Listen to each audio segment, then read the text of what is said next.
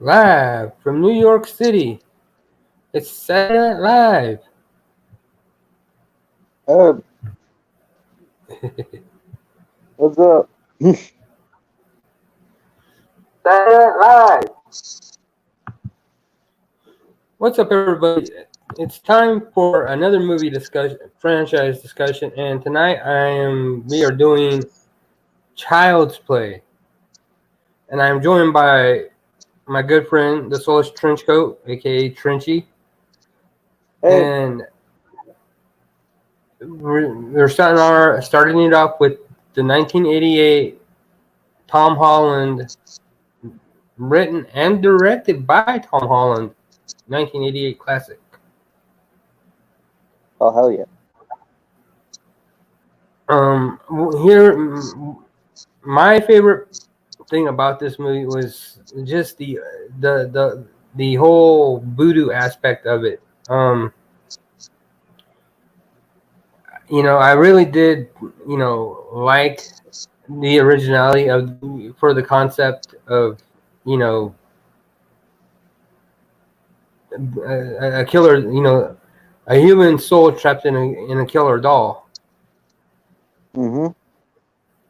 But more than that, I love Chucky's one-liners. Next to Freddy, Chucky has the best one-liners in movie history. Oh yeah, man.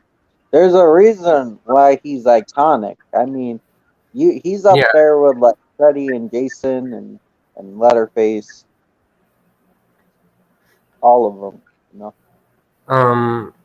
What was your favorite moment in the movie, Trenchy? favorite moment. Um, but I liked a lot of the movie. I think my favorite moment would either be where Andy's mom is like shaking the doll and she's like talks and she takes and fucking Chucky just wakes up and he's like, "You bitch, you You fucking bitch, it's like stupid, you, goddamn, he just stop starts cussing with her out. me. Yeah, that is iconic. My favorite scene is the reveal when he in the back of the police car when he's got the jumper cables around Sarandon's throat and he's like, he's like, I told you I'd get you, you fuck. Hi, Mikey. That is a great scene, man. That's some scary shit because he's trying to drag fucking Chucky. You have a Yeah, doll, then you hostage. That's some scary shit. I mean that was that to me was one of my favorite scenes. My biggest detractor for this movie is Andy. The way he enunciates half of his lines is just like, oh my god, this kid's atrocious. I like Andy though. Dude, Andy is one of the dopest lines in the franchise of this movie where Chucky's like, "Aren't we're friends to the end, right?" And then This, Andy's like, "This yeah, is the this friend." the end friend. That Yeah, was the that line shit. itself is fucking iconic. But I didn't like Andy the character. I just no. Fair enough. Fair enough. Um and honestly, and when we get to the reboot, I will compare. But I didn't like the way the mom didn't believe Andy's story. I know it sounds as crazy as it sounds, but any parent worth their salt would have said, "Okay, I know my son has a vivid imagination, but I don't think it's that to that level." Yeah, well, the thing is, you would think she would go along with it because most moms would rather believe the craziest shit than their son being a killer, you know? Like, even if their son is killing Yeah, people, they rather believe, oh, a doll's doing it, you know? yeah, that's the one. That's the one thing I can honestly say that the reboot has over the original is mom in the reboot is like, okay, I know my son is not the most outgoing kid on the planet, but he's not the type to make up a story like this. Oh yeah, for sure. What was your favorite kill in the movie, Trenchy? Favorite kill? It's hard. I like the I really like. I do like when he blows up the dude in the house, but I got to give it to the voodoo because that shit was dope. The voodoo, yeah, that was good. But my favorite kill is the surprise hammer whack to the face. Oh, where he gets The first, or not Karen, the the other. mom's best friend she works with. Oh hell yeah! Just the shock look on her face is just priceless. Mm-hmm. It's you know, and it really sets the tone for the whole movie. Yeah, I like the movie because it stands out from other slashers. Because Chucky actually has a goal. You know, other slashers, it's like just kill this group of people. Chucky's like, nah, man, my goal is I'm gonna get revenge on the people who wronged me, but I also gotta get a body. I don't want to be stuck in the stall forever. Yeah, He's not trying to kill everybody. If you get in the way, he'll kill you. If you wronged him, he'll kill you. But he's not. That's not his only thing. He has an actual goal, which you yeah, don't really he see. has an actual goal that he's invested in. Yeah, That's one of the things the things that really does set Child's Play aside, apart from other quote unquote slasher movies. I I really do like the the kind of eerie aesthetic that they go for. Um, it's not overly the colors for the movie aren't overly vibrant. It's really dark and gritty, and just yeah. really to plunge you into the Child's Play universe. Mm-hmm. Yeah, Um, it's a good pick.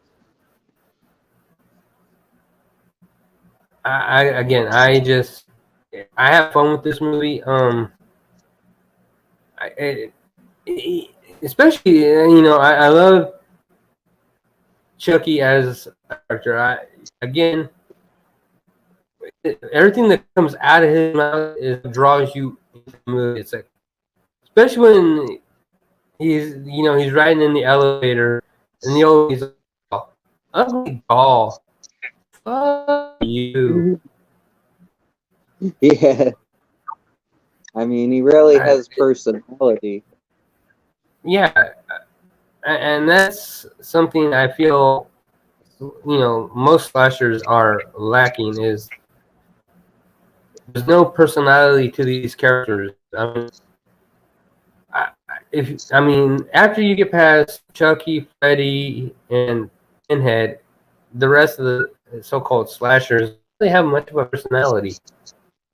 Yeah, like the big ones, like, you know, Jason's a big guy in a mask that kills people. Michael's a big guy Yeah, in a mask that kills people. Leatherface, he's. there's a medium-sized guy in somebody else's skin who kills people. I mean, yeah, he has a little bit of a personality, but it's like he doesn't. You don't really get much that he's just like this, like, dumb guy. Yeah, yeah. Yeah. I don't. I mean, like I said, to me, Chucky, his one-liners are only second best to Freddy. Oh yeah. What has been your favorite Chucky one-liner? Oh shit! From this movie, and trying to think. Because when I think of Any of Chucky liners, I think from of any of like it. Child Number 2, like "Sorry, Jack, Chucky is back." Trying to think. Don't fuck with the Chuck. Don't fuck with the Chuck, man. My favorite line has got to be from part 3, where the colonel is, snooping around, and Chucky comes out with the big huge butcher knife, and the colonel fucking has a heart attack, and Chucky looks at him and goes, "You have got to be fucking kidding me." Yeah. Or, "You've been very naughty, Mrs. Kipperwell." Oh, Andy, how That have you grown? Fucking or yeah. my favorite one is, "Chucky's gonna be a bro." Oh yeah, Chucky's gonna be a bro. That shit. That fucking. Oh yeah. I just fucking died laughing. Yeah, man.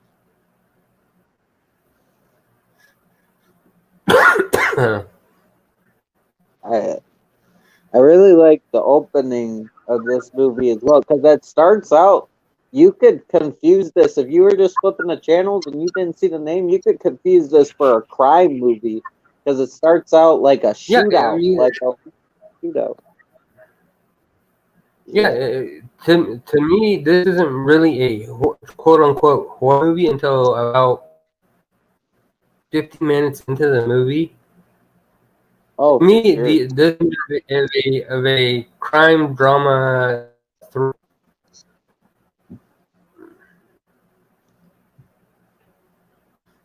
because even after Charles Lee Ray, puts his soul into the doll, you still don't really, if you hadn't, you don't really know that Chucky is the killer until, again, half of the movie is over. It's a slow burn for sure. They try to pull like it could be Andy, and Andy's like crazy, and he's blaming the doll. Like they try to pull that for a little bit for sure. That's Yeah, they they played the misdirection angle brilliantly in this movie. yeah, and it's crazy because Chucky is like wearing the same clothes as Andy. It's like it's like Yeah, what the it's like what the and the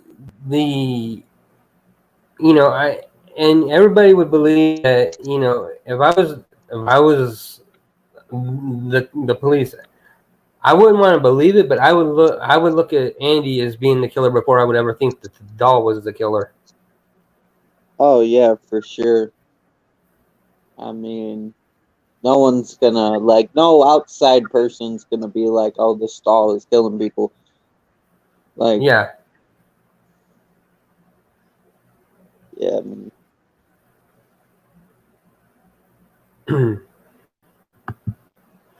mean, they really play up the suspense for sure throughout the film.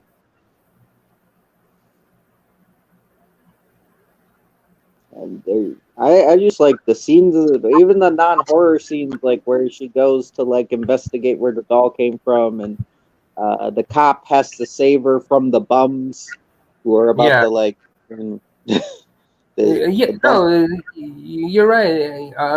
Even the scenes where it's there's no Chucky involved in any of it, where where it's the mom trying to prove that her son is innocent. Yeah, it just Those are great scenes. yeah, it's just solid throughout. Or even when the doctor's trying to put him to sleep, and you're like, no, no, don't put him to sleep. It's like Yeah. it's like He's like, "This will only sting for a minute, Andy," and Andy's like, "No, no, no, Chucky's gonna kill you. There is no Chucky."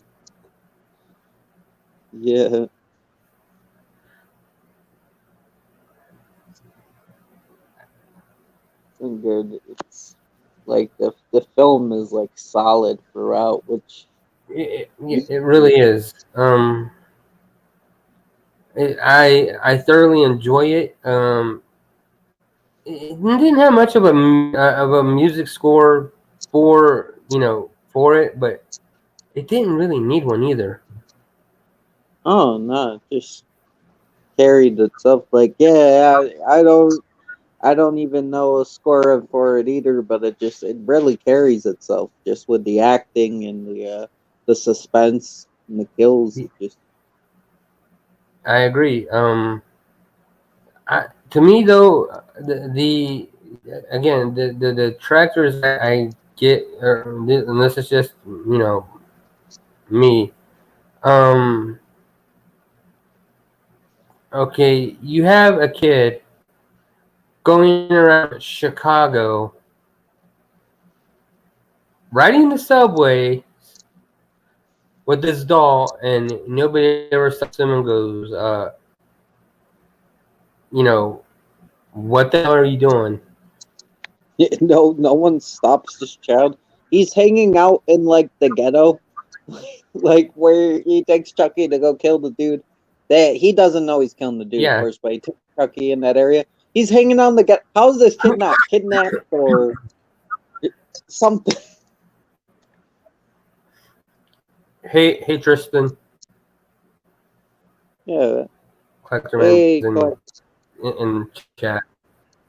hey. Also when the house blows up and Andy's right there by it, wouldn't he been like catapulted that way? Yeah. I mean, It, you're not gonna get to be that close to an exploding building and not get a splinter in ass, oh, for sure. Or like burnt or or at least something. not, or at least not to the ground anyway. Oh yeah, man. I mean, it is crazy. It's like the same world that you see this homeless guy is about to like rape this woman, but you also in the same universe you got this kid wandering around the ghettos and shit in the subway and nothing happens to him. It's like, oh, that's a Yeah, yeah. no security on no security guards in the subway system. No gang members in the ghetto going, "What the fuck are you doing here, kid?" Yeah. Fucking I mean, it's just again, it's. I don't want to sit here and just nitpick, but somebody would have. I would hope if it was my kid, somebody would at least stop up and go, "Excuse me, son, what do you think you're doing?" yeah, especially it's a school day. No child's gonna be out walking around by himself. Yeah, exactly. Again, and I know this is just me nitpicking, but I felt like Andy's lines, the way he said them, just it's like somebody raking their nails on a chalkboard. I I personally didn't have a problem with them, but I see where you're coming from because it's hard. Like child actors walk a fine line, because they're just kids, but it's like yeah, sometimes they could come off as annoying, or sometimes they're like not, especially since he's playing a kid, like so it's hard. Yeah, It's hard to write for kids and shit. I agree with that, Tristan. The effects in this movie are very good, especially the animatronics on Chucky. Oh yeah, man. Between like The, the the, animatronics and the guy in the suit, like you really think this doll is alive. Like they yeah, they did a really good job.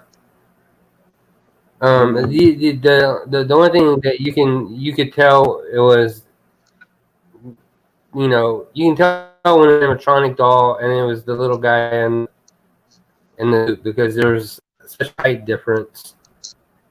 Oh, for sure. Like when he's running by the car, you can tell it's the dude in the suit. Like Yeah. I, I love that scene though. Like Since all right, Tristan, since I got this earlier. What is your favorite kill in Child's Play in the first movie?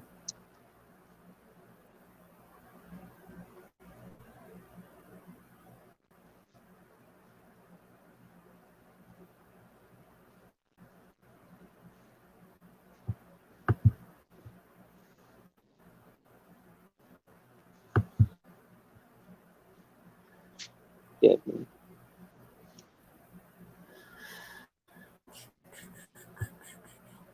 it was just impressive, like how they made the stall move and stuff. Like especially when he's all burnt and they're in the hallway and they're backing up and he's just walking all slow with the knife.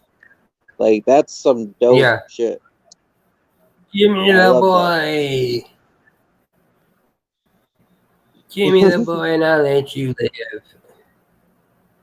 Give me that boy. And I like how it's like he has no choice. Like and the dude's like, hey, you gotta go into the body the first person you saw. And he's like, oh shit, I guess I'm stuck with the kid, man. It's like he didn't even want to. He's just kind of stuck with it. Yeah. Wait. So you're telling me the first person that I had to that I told, and the bad guy's all, yeah, he's all, "Ah," and then Chucky just fucking starts cracking up. He's all, oh, this is just great. No, the first person I told about me was a 6-year-old kid. Yeah. What's he say? He had a good So, one liner. He's like, I'm gonna go to school again or something. He said, oh, it was dope. and It was, he's all, he's all, well, John, gotta go. I have a date with a 6-year-old, and you have a date with death. yeah, that was a good one too. I have a date with a 6-year-old boy. What the fuck? Jesus. There is not any any one liner that Chucky says in any movie that I don't fucking die laughing on. Oh, he hits, man. I think that's why, like, most people are like, "Oh, it's a doll; it's not scary." But the thing is, yeah, it's not that scary, but it's fun. He's a fun character. You enjoy watching him. It's not about the fear; it's about the entertainment value. I think when it comes to Yeah. Chucky. I never found Chucky scary, like you said. I was highly entertained by Chucky, though. Hmm. Again, everything that came out of his mouth, I ate up. I was, I really did. Was like, oh my god, this guy is making me just fucking bust a gut laughing. Yeah, it's it's some funny shit, man. Like especially some of the later scenarios, they end up putting this doll, and it's just like Jesus Christ, so fun. Maggie is my favorite kill as well, Tristan. It's a good kill. Good kill for sure. Yeah, it's just for the shock value. I really do. And you good, dude. We get it. Yeah, no, my internet sucks most of the time. Yeah, mine be conking out as well.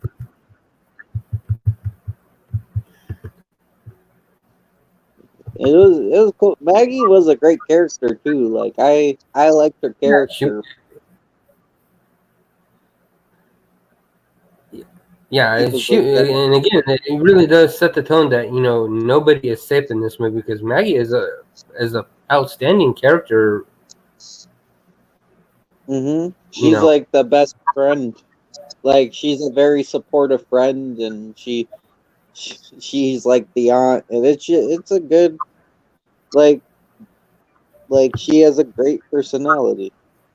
Like I like her. Yeah, she does. She's a fantastic. Again, like I said, she's the best friend, and you know she has a she has a really good she's a really good, just great character.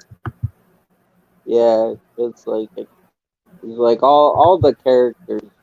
They didn't skip out. Like the cop's pretty dope. I like the cop. I like I like all of them. And, even the Yeah, killer, like the friend. I Like I enjoy. This is one of the few movies where the characters really do stand out. yeah, man. Um, from Detective Mike to when you actually see Charles Lee Ray in human form, he's not around for the whole movie. His character is really just. Oh, hey James. Oh, hello. Yeah, I only just saw the message that you're doing this. Hello. Oh, you good? You good? Oh, you good? We're just jump. How many Chucky Just movies are you having a in go at it. currently? How many Chucky We're movies are no, there? I'm doing it one at a time. No, Oh, right. So we're still on the first one. We're just doing the Yeah. first one tonight. Hey, good. Good. That's the only one I've watched. So, Okay. Did I interrupt when someone? the way I do things is I always get favorite scene from the movie. Favorite, since we're talking since we're talking about Child's Play, I got Trenchy's favorite, one-liner, favorite kill, from the movie. So, what was your favorite kill from Child's Play? You know what? Like, I have seen this movie, but like, I remember scenes from it. I don't remember the kills that well, and I don't remember the one-liners. I just remember like events that happens. If I'm quite honest, like I wish I could talk about it more, but Yeah. What's Go for it. Yeah, you don't have to do. It's how whatever you remember from the movie, dude. So. If there's anything that you specifically remember or that you liked about the movie, that's what we do these things for. So we, okay. I mean, what made that movie so interesting for me was I didn't really know how they were going to do the whole possessed doll thing, and I guess when I found out that was it was like a voodoo thing, that was very interesting to me. I didn't know they were doing that angle. I thought it was just well, I didn't know what I thought it was going to be. I guess I just thought he was going to possess a toy. Yeah. Yeah, I mean, I'm not sure. Just to be honest, I was watching the Scream movies today, so like, I'll probably need to rewatch Trials Play to really have an opinion. Oh. The Scream movies are a great franchise. I won't lie. But yeah, no, that was one of my favorite aspects of the movie. Was how they set the whole voodoo doll, idea. yeah. I mean, I don't know much about. Like, I don't know how. I honestly don't know how you could like sequelize this movie. Do like characters return or something? Like, In the first one, they rebuild Chucky. Okay, but why though? Well, it's one of those horror niches where they don't really explain why. But Oh no! I love them. I was talking about this on I think on the street with Trashed or something. I love when a horror movie just it just says this happened and that's it. Like Halloween 4 especially does it a lot. Like Yeah. with like bringing Loomis and yeah, Myers back. I just like when they just okay, so this is happening. Fair enough. It's just funny to me. Yeah, it's like Child's Play. It's just what you get. It's like, oh, there was this like criminal who happened to knew a voodoo guy. So when he got killed, he happened to be in a toy store, and he put his soul into a doll, and now he has to possess a little kid because he revealed that he was alive to the little kid first. So it's just happening. There's not really a really deep explanation. You just go with it because it's an interesting premise. Well, I'm used to overanalyzing like horror movies, so I mean, wasn't entirely much to say. I do remember like liking a lot of the settings. It was very like grimy, kind of like there were a lot of like old grimy like houses, and was there a yeah, hospital or something? a Yeah, yeah, sanitarium. Yeah, yeah. and then I mean I remember a lot about the finale because like obviously I think a lot happens with that. Chucky catching fire and other kinds of things. It's all a blur, but I mean that finale was pretty cool. Oh hell yeah. I mean, Well, in those finales, like, why won't you just die? Because he kept coming back, and it's like, holy shit, you think he's dead? He keeps coming back. I would believe a toy comes back more than like Myers or something. That's a good point. Yeah, like I said, I have a lot of fun with this movie. Not a whole lot of it is believable, like in most horror movies, but yeah, the Chucky character is what I have a lot of fun with. Just again, everything that comes out of his mouth, I eat up. It makes me laugh. Yeah, I mean, there's not a lot like slasher characters who like really like comment on what they're going through. Like, I mean, obviously, I was watching the stream today. The characters talk about what slasher movies do, but like you don't see like Ghostface like having a monologue or something like while he's doing his thing. Like, No, and that's something we when we did the discussion was Ghostface doesn't really say a whole lot, but when he's not in costume, he has quite in the first one especially is the great.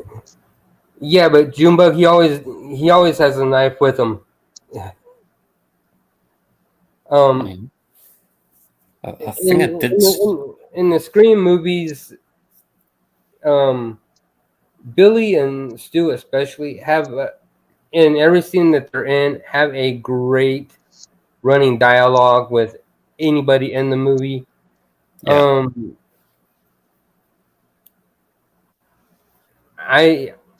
So while no, they don't. When Ghostface is on screen, he doesn't say anything. The characters that portray Ghostface, whenever they're not in costume, they are great. They have great lines, with the exception of Roman. He was the weakest Ghostface out of everybody, I think. Oh yeah, I mean, watching it today, I can definitely see why.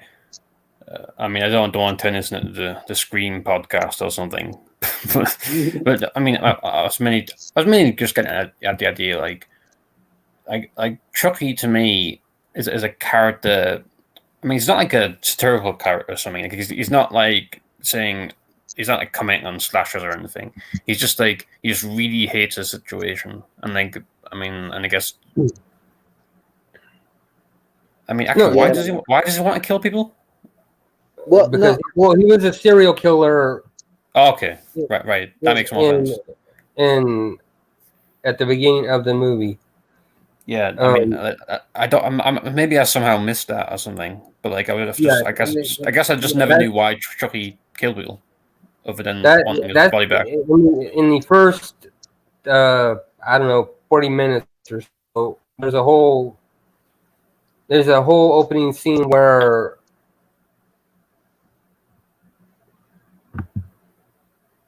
Hey, Marty. Hello.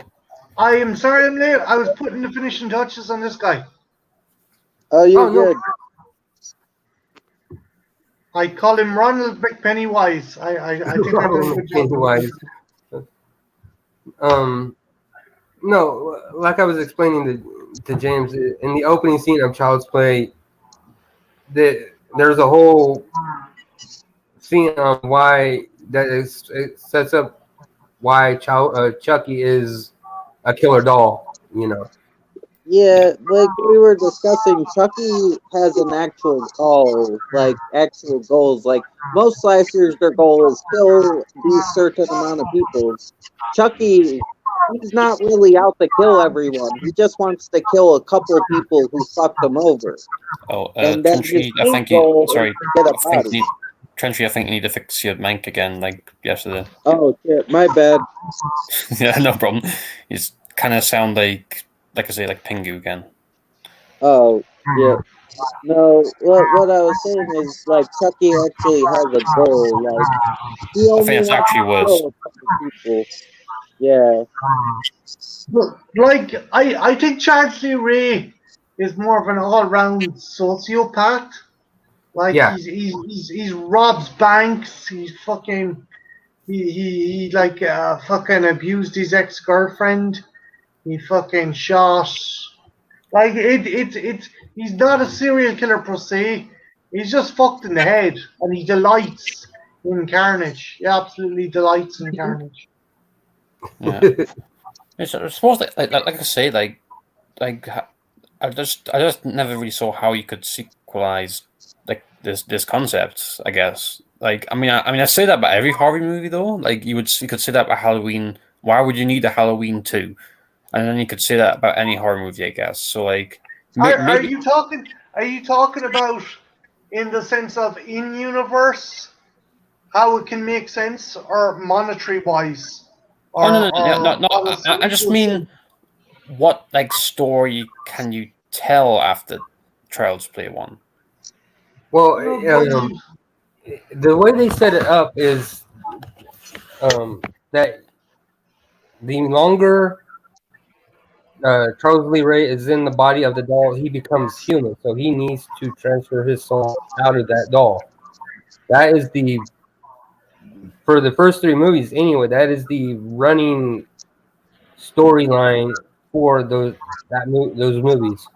Yeah. Yeah, and you can only do Andy because he revealed himself to being alive first to Andy, and you can the only body you can take over is whoever you show that you're the first alive. It's really weird, but it works.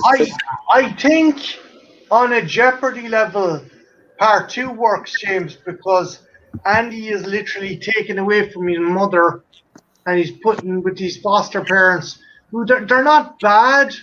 They're just kind of fucking heatless, and his only ally is like this kind of she's a bit of a tearaway kind of kid. It's just that bit more Jeopardy. It's like it takes down a lot of the safety nets that Andy has, and he didn't have that many to begin with in the first movie. Like, and but the third one was all right. I don't know how I felt about the military academy and them switching it, but we are talking about the first one. Sorry. No, Mark. I'm mainly just wondering, like, does the essence of this film, like, how well does it like continue further down the line? Does it like stay around? I think the second one works I Okay. don't know how I felt. Mark, what's your thoughts on the third one? I agree with that statement for the most part. The second one works really well because after the events of the first movie, Andy's mom has a nervous breakdown and she herself ends up committed. Yeah. That they set that up in the movie. The third one, I can enjoy, but it's flawed, majorly Yeah, more like flawed than the first two. Mark, does it kind of do away with its own rule in that it's some other kid that Chucky Yeah, is able to fucking. yeah, it breaks its own rule because you would think that being that he exposed himself to Andy, which again sounds way wrong, but Just got but that. but you would think that that rule would have to stay in place, that Andy would be his target, and they kind of go away from that in the third movie. Mark, don't worry too much because, like, actually in the movie, there's a line. I have a date with a 6-year-old boy, and it's like, what the fuck? I have a date. I was just saying that me and Trisha were just talking about that before everybody came on. I was like, I have a date with a 6-year-old boy, and you have a date with death. Yes, Chucky exposed himself to Andy. That's a sentence I didn't need to read. No, but like, it seems he jerks off, so. So there's not many ways you can tell someone the toy came in and revealed himself to a kid. even that, the toy. Yeah, I mean, Yeah, even he passed on knowledge of his existence. There you go. Yeah, that's what you can do it. I was listening in as I was making that guy there, guys, and just James brought up a point. Like none of the initial kills in the first one. It's still a good movie, but none of the initial kills are very kind of outlandish or super memorable. Yeah, no, that's what we were saying is that the kills in the first movie are kind of bland and not over the top. The best kill by far is the voodoo guy where he gets his arm broke. Yeah, and he just fucking he breaks his leg and shit by breaking his leg. That was the best kill in part one. The movie doesn't need it though. The movie, it's just so good of a story. Like we were discussing earlier, even the scenes without Chucky, where the characters are just interacting and doing stuff, are so good. Like, yeah, I definitely Andy was like a good kid character to me. Yeah, he wasn't annoying. Was was there a detective in the story, right? Yes. Yeah. Detective Mike. Yeah. And is that from the guy from Fright Night, Mark? Jared Dandridge. Jared Dandridge from Fright Night. Yeah. And yeah, like how good was the detective story? Like I say, I'm going off. I saw this movie 2 years ago. I will tell you. I will say this. This is Detective Mike was my favorite character in this movie.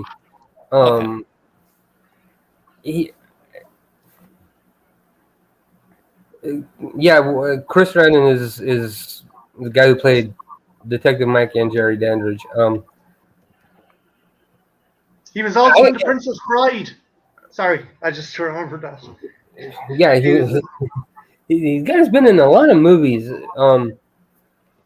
I honestly gravitated towards Chris Sarandon's character just because every scene that he is in, whether he's not believing or he is believing or he's just, acting like a complete dumbass, you like that character. I think as well is between Catherine Hicks, Andy's mother, and him. It's the audience. He's thinking and saying what the audience is thinking and saying. It's like what the fuck is going on here? Like Mark, question for you, right? If they had done the shootout, but didn't have the scene in the toy store with the soul transference, right? And if they built it up that it's actually Andy that's doing all these murders, do you think that would have worked? Would it have been interesting? Or do you think it would be interesting because, you know, or is that an obvious red I herring? don't know if it would have worked, but it would have been an interesting plot twist. You know, I mean, would the kids still be blaming the toy though? Well, the thing is, it could put you could as an audience member, you could be like, okay, so is this kid fucking nuts? Is the kid a serial killer? He's from a broken home. His mother's separated. Like it would be an interesting like. Why don't you have the talking toy be the good guy after the kid? No, I don't mean like that. I mean the fact is that it's a thing where it's fuck. I'm trying to think of a movie. Marty, It's like Fight Club. It's like Fight Club. Whenever Chucky's moving around or shit, it's actually Andy's imagination. Okay. I was going to say, makes more you were sense. going to take the magic route. if you really did it right, you could definitely say that, because of everything that goes on in Andy's home, that he was starting to show signs of multiple personality disorder. Yeah, or schizophrenia. Yeah. Kind of like they do in the movie Magic with like Anthony Hopkins and the puppet, and he's blaming the puppet. Yeah. But no. What I'm saying is though, build it up to a certain point, and then have it. Oh fuck no! It is actually the fucking doll. I mean, they kind of do that, but I think it would have worked better if they had left out the scene with the soul transference. Yeah. Yeah. Because then you would have really had no idea who was the killer. Like, do you know one thing I love, and I'm slight deviation. I love Predator to bits, but wouldn't it have been just as interesting if you removed the segment at the start with the spaceship flying over Earth, and you go in and you're like, oh, it's just an Arnold Schwarzenegger action movie, and then you're like, what the fuck? So you go into this and you're like, oh, it's a crazy kid. No, what the fuck? It's just. You're right. If you had taken out the quote unquote Predator scene where you see the ship flying into Earth, and you just think it's a crazy kid, it works on such another level. Yeah, like and back then with the likes of Child Play and Predator, there was no internet. I don't know if there was any Empire or Total Film, so there was no spoilers. So you would be going in totally blind, like. I think that would have been interesting. I do want to bring up another topic, Mark, but I don't know. Should I bring it up for the next one or for this one? And I know it's not directly connected to the movie, but I would want to get James's opinion on it. But I'll leave it till later. It's just it's one I find interesting. I mean, you can always hit it out while I'm here, because I probably won't be on the next one or the ones after until I've actually seen the movies. So. Well, let's pause, because I do want to acknowledge what Tristan said in the chat, and that is that this is the only serious entry in the franchise. To a point, he's right. It's the more out of all the movies in this franchise, number one is the most serious. I mean, Yeah, that's every horror though. If I'm quite honest, like a lot of horror franchises have become that. actually, I'm kind of with James on that as well. Like you look at Friday the 13th, you look at Nightmare on Elm Street. Yeah, like maybe up to the point of like maybe Friday 3, I would say they're kind of all the same, and then after that, like obviously, comedy. I think I definitely think I would say Nightmare on Elm Street is the biggest jump to comedy I've seen. Like 2 is like I think 2 is pretty wacky for the most part. Like I think it kind of like just went straight into it. Well, the fucking shower scene where your man dancing while he's tidying his room. I think that after the first Child's Play, they're all dark comedies after the first one. Because I don't know. Curse gets pretty serious again. In a good way, a bad one. Like, is it a good serious or just serious? Well, Curse, 50-50. It's 50-50 with Curse. It's okay. It's not the best movie in the franchise. No. My only memories of the sequels is I think I saw a bit of a Child's Play where he was killing a teacher with a ruler or something. That was 2. 2, right? Yeah, and then I guess maybe I saw a bit. That's one of the scenes we were talking about where it's where he delivers the line, "You've been very naughty, Mrs. Kipperwell." Yeah, I can see that'd be an example of what James is saying. That like it goes slightly, it leans a bit to the left. It's like a car slowly veering off its lane. Like I mean, it's nothing new. Like every franchise or every piece of media will always do this.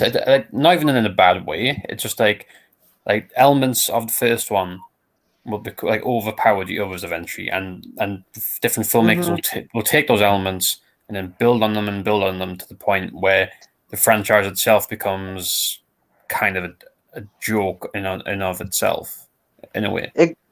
Not that I've seen like these other movies, but yeah. Okay, so what did you want to do, Marty? Because yeah, you were going to ask me I have something. no idea what you were going to ask, so by all means, ask. Do you think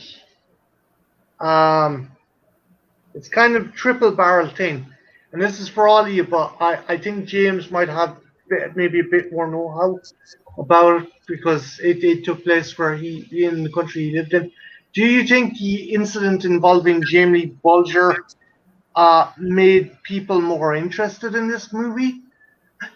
And do you think it was just simply scapegoated, or would you be cautious about people? Would you be cautious about children of a particular age watching a horror movie? I definitely think it was scapegoated. I mean, nothing that happened in any of those movies was done to that boy. Yeah, I don't know what the particulars of the murder and stuff, but they said Child's Play. They had watched Child's Play, and that's what motivated them to do what they did. I'm gonna have to call bullshit because there's no way you should be able to get the idea of that. Yeah, I mean, it takes a lot more than one movie. I would say it takes a build up of other things. Like maybe the movie is this thing that makes you snap, but like you would have to have a lot more going on in that kid's life for it just to be that. I mean, I'm not a psychologist yet. I'm going to be one, but I believe. Oh, go on, Trenchy. Oh no, my bad. I cut you off. Go ahead. No. You go ahead. Oh, sorry. No, Was the question? Was the question that people were seeing the film out of like morbid curiosity? Well, Or I'm just wondering. Like, I know it was banned in England and Ireland for okay. fucking 5 years. I think it finally got released about 4 or 5 years after it came out in the States.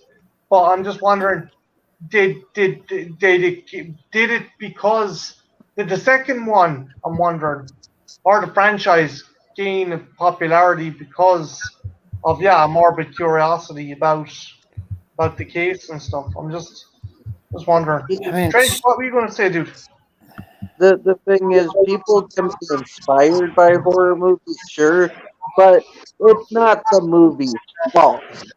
Like, the thing is, like, if you're gonna kill because you saw a horror movie, you were gonna kill anyways. You can be Oh yeah, inspired by anything. Like, yeah, bro.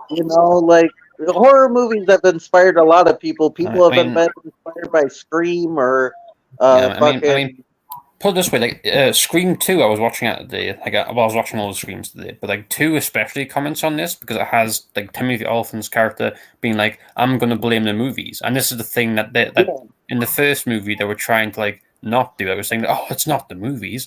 It's just we're just nuts," and this one like. He is trying to blame the movies, and then Mr.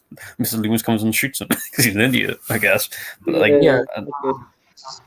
Like they said, horror movies don't create psychopaths; they just make them more creative. Creative. The thing, they're gonna be crazy anyway, you know. But I'm with Mark on that regard, Trenchy, because again, what they done to Jamie Bulger, nothing like that. Absolutely nothing like that takes place in the first or second movie. My bad. I don't know the case. Like I know there was two guys who were inspired by Scream to kill people. So I'm not Yeah. gonna rule out that it could happen, but the thing is I don't know the case, so I don't know what they did to this kid, but Child's Play is pretty tame in its death, so it's like, you know, it is weird that they would be inspired by that. They were the youngest convicted killers in the UK. I think they were like 10 and 11 or 10 and 12. okay, so the thing happened before the movie, right? But it happened after Child's Play 1, before Child's Play 2. right. So it didn't. But they said they so saw it didn't one of the inspire the Child's movie Play or something. movies. Okay, They said they saw one of the movies, okay. and that's what influenced them to do what they did, which was to take a child onto the railway track. I'm not going to say everything that happened. Hit him in the head with a rock and throw paint on him. Like, What? How the that never fuck happened. did you get from Child's Play? That never happened. 4-year-old child, a 10-year-old and an And 11-year-old. it wasn't their child. It was someone else's. No, they kidnapped him from a mall in England. I don't know what part of England.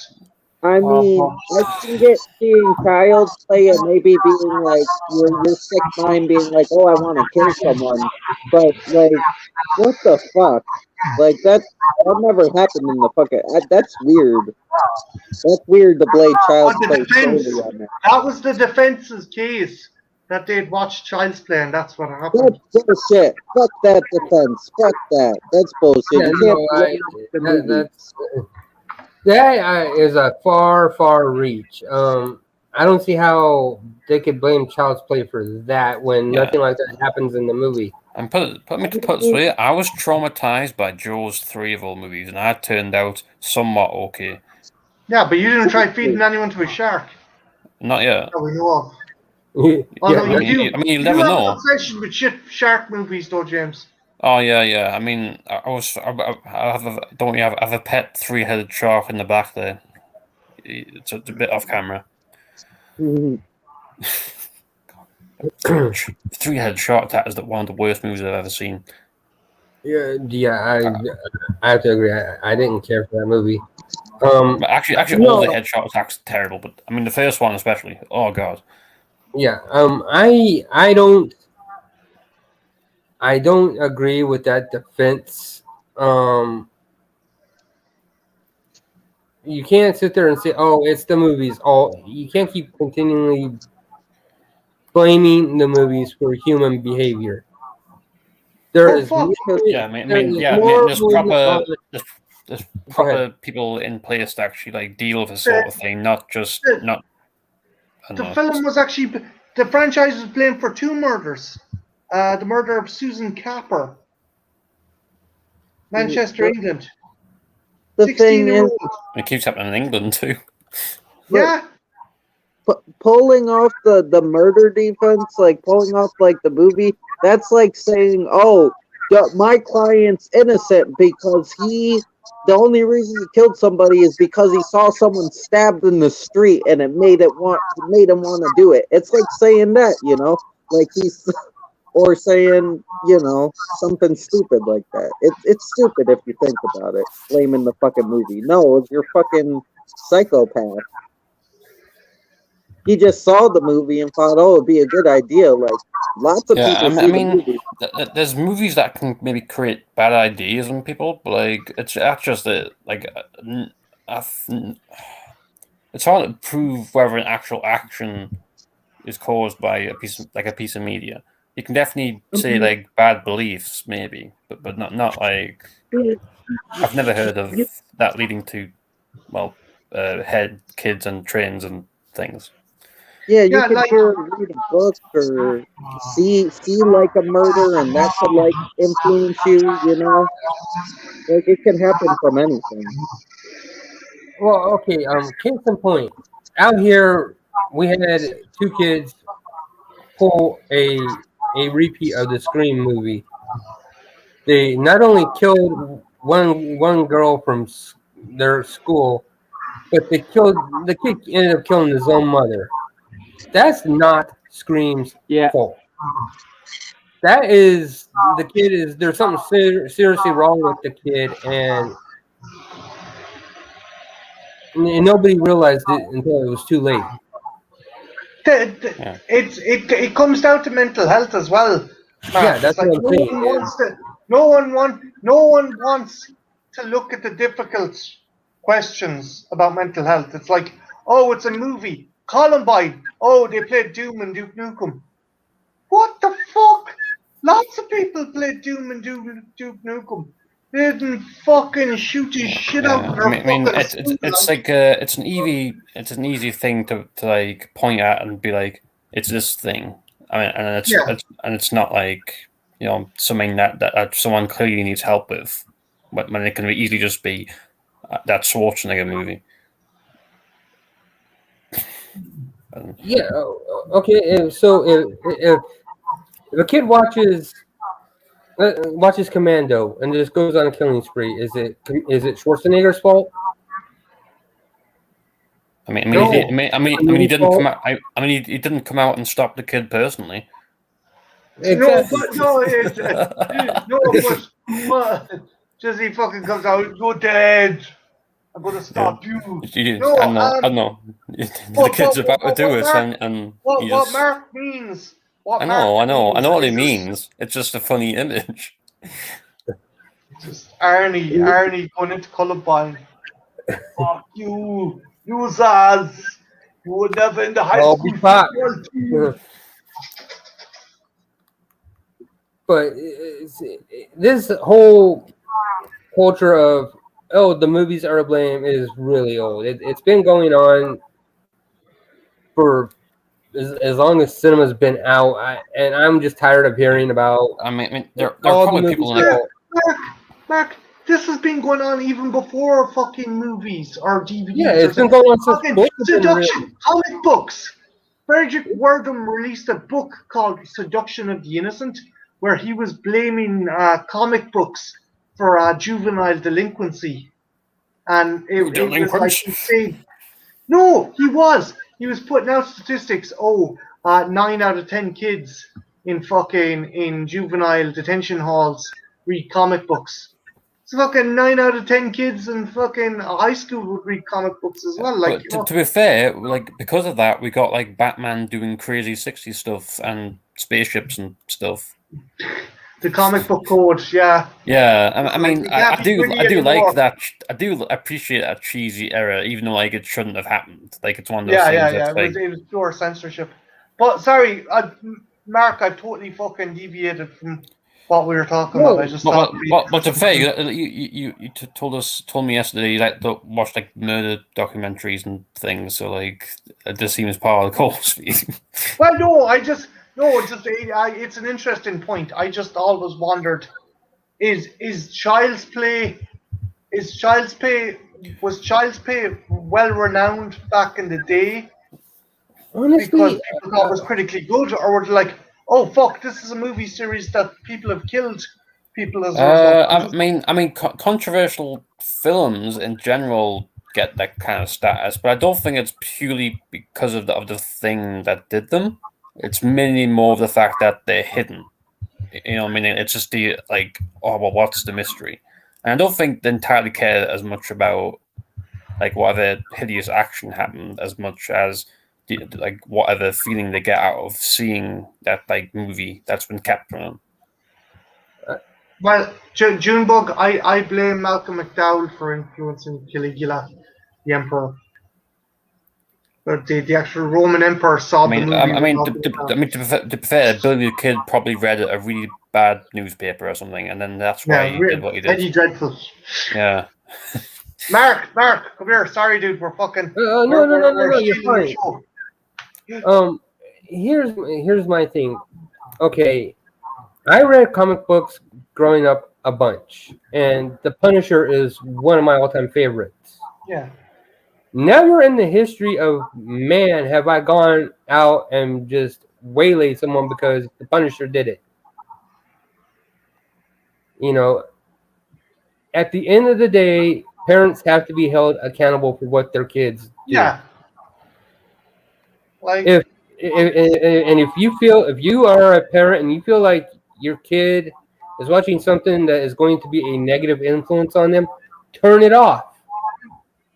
Or I don't know, or even better yet, like maybe get more invested in what your kid's like feeling. Or maybe, talk to your kids. Like after the movie. I know you're kidding, Junebug. Anybody who cuts in front of me at Burger King is getting kicked in the ding-a-ling. Going to get a death by ruler. That's by He'll have to measure up. Oh fuck! Oh, here we go. I've got the whole house. It's Art Man. Just like yesterday, actually, it's everyone who was on my stream yesterday is here now. Yeah, that's nice. Everyone that was on your stream is pretty much here. But no, again, it's from what my grandma told me, I was watching horror movies before I was ever born. So. And you turned out fine? No, it's not. It's not funny. But no, I mean, it's not funny. No, you turned out fine. Yeah, you turned out fine. It was kind of a joke, to be honest.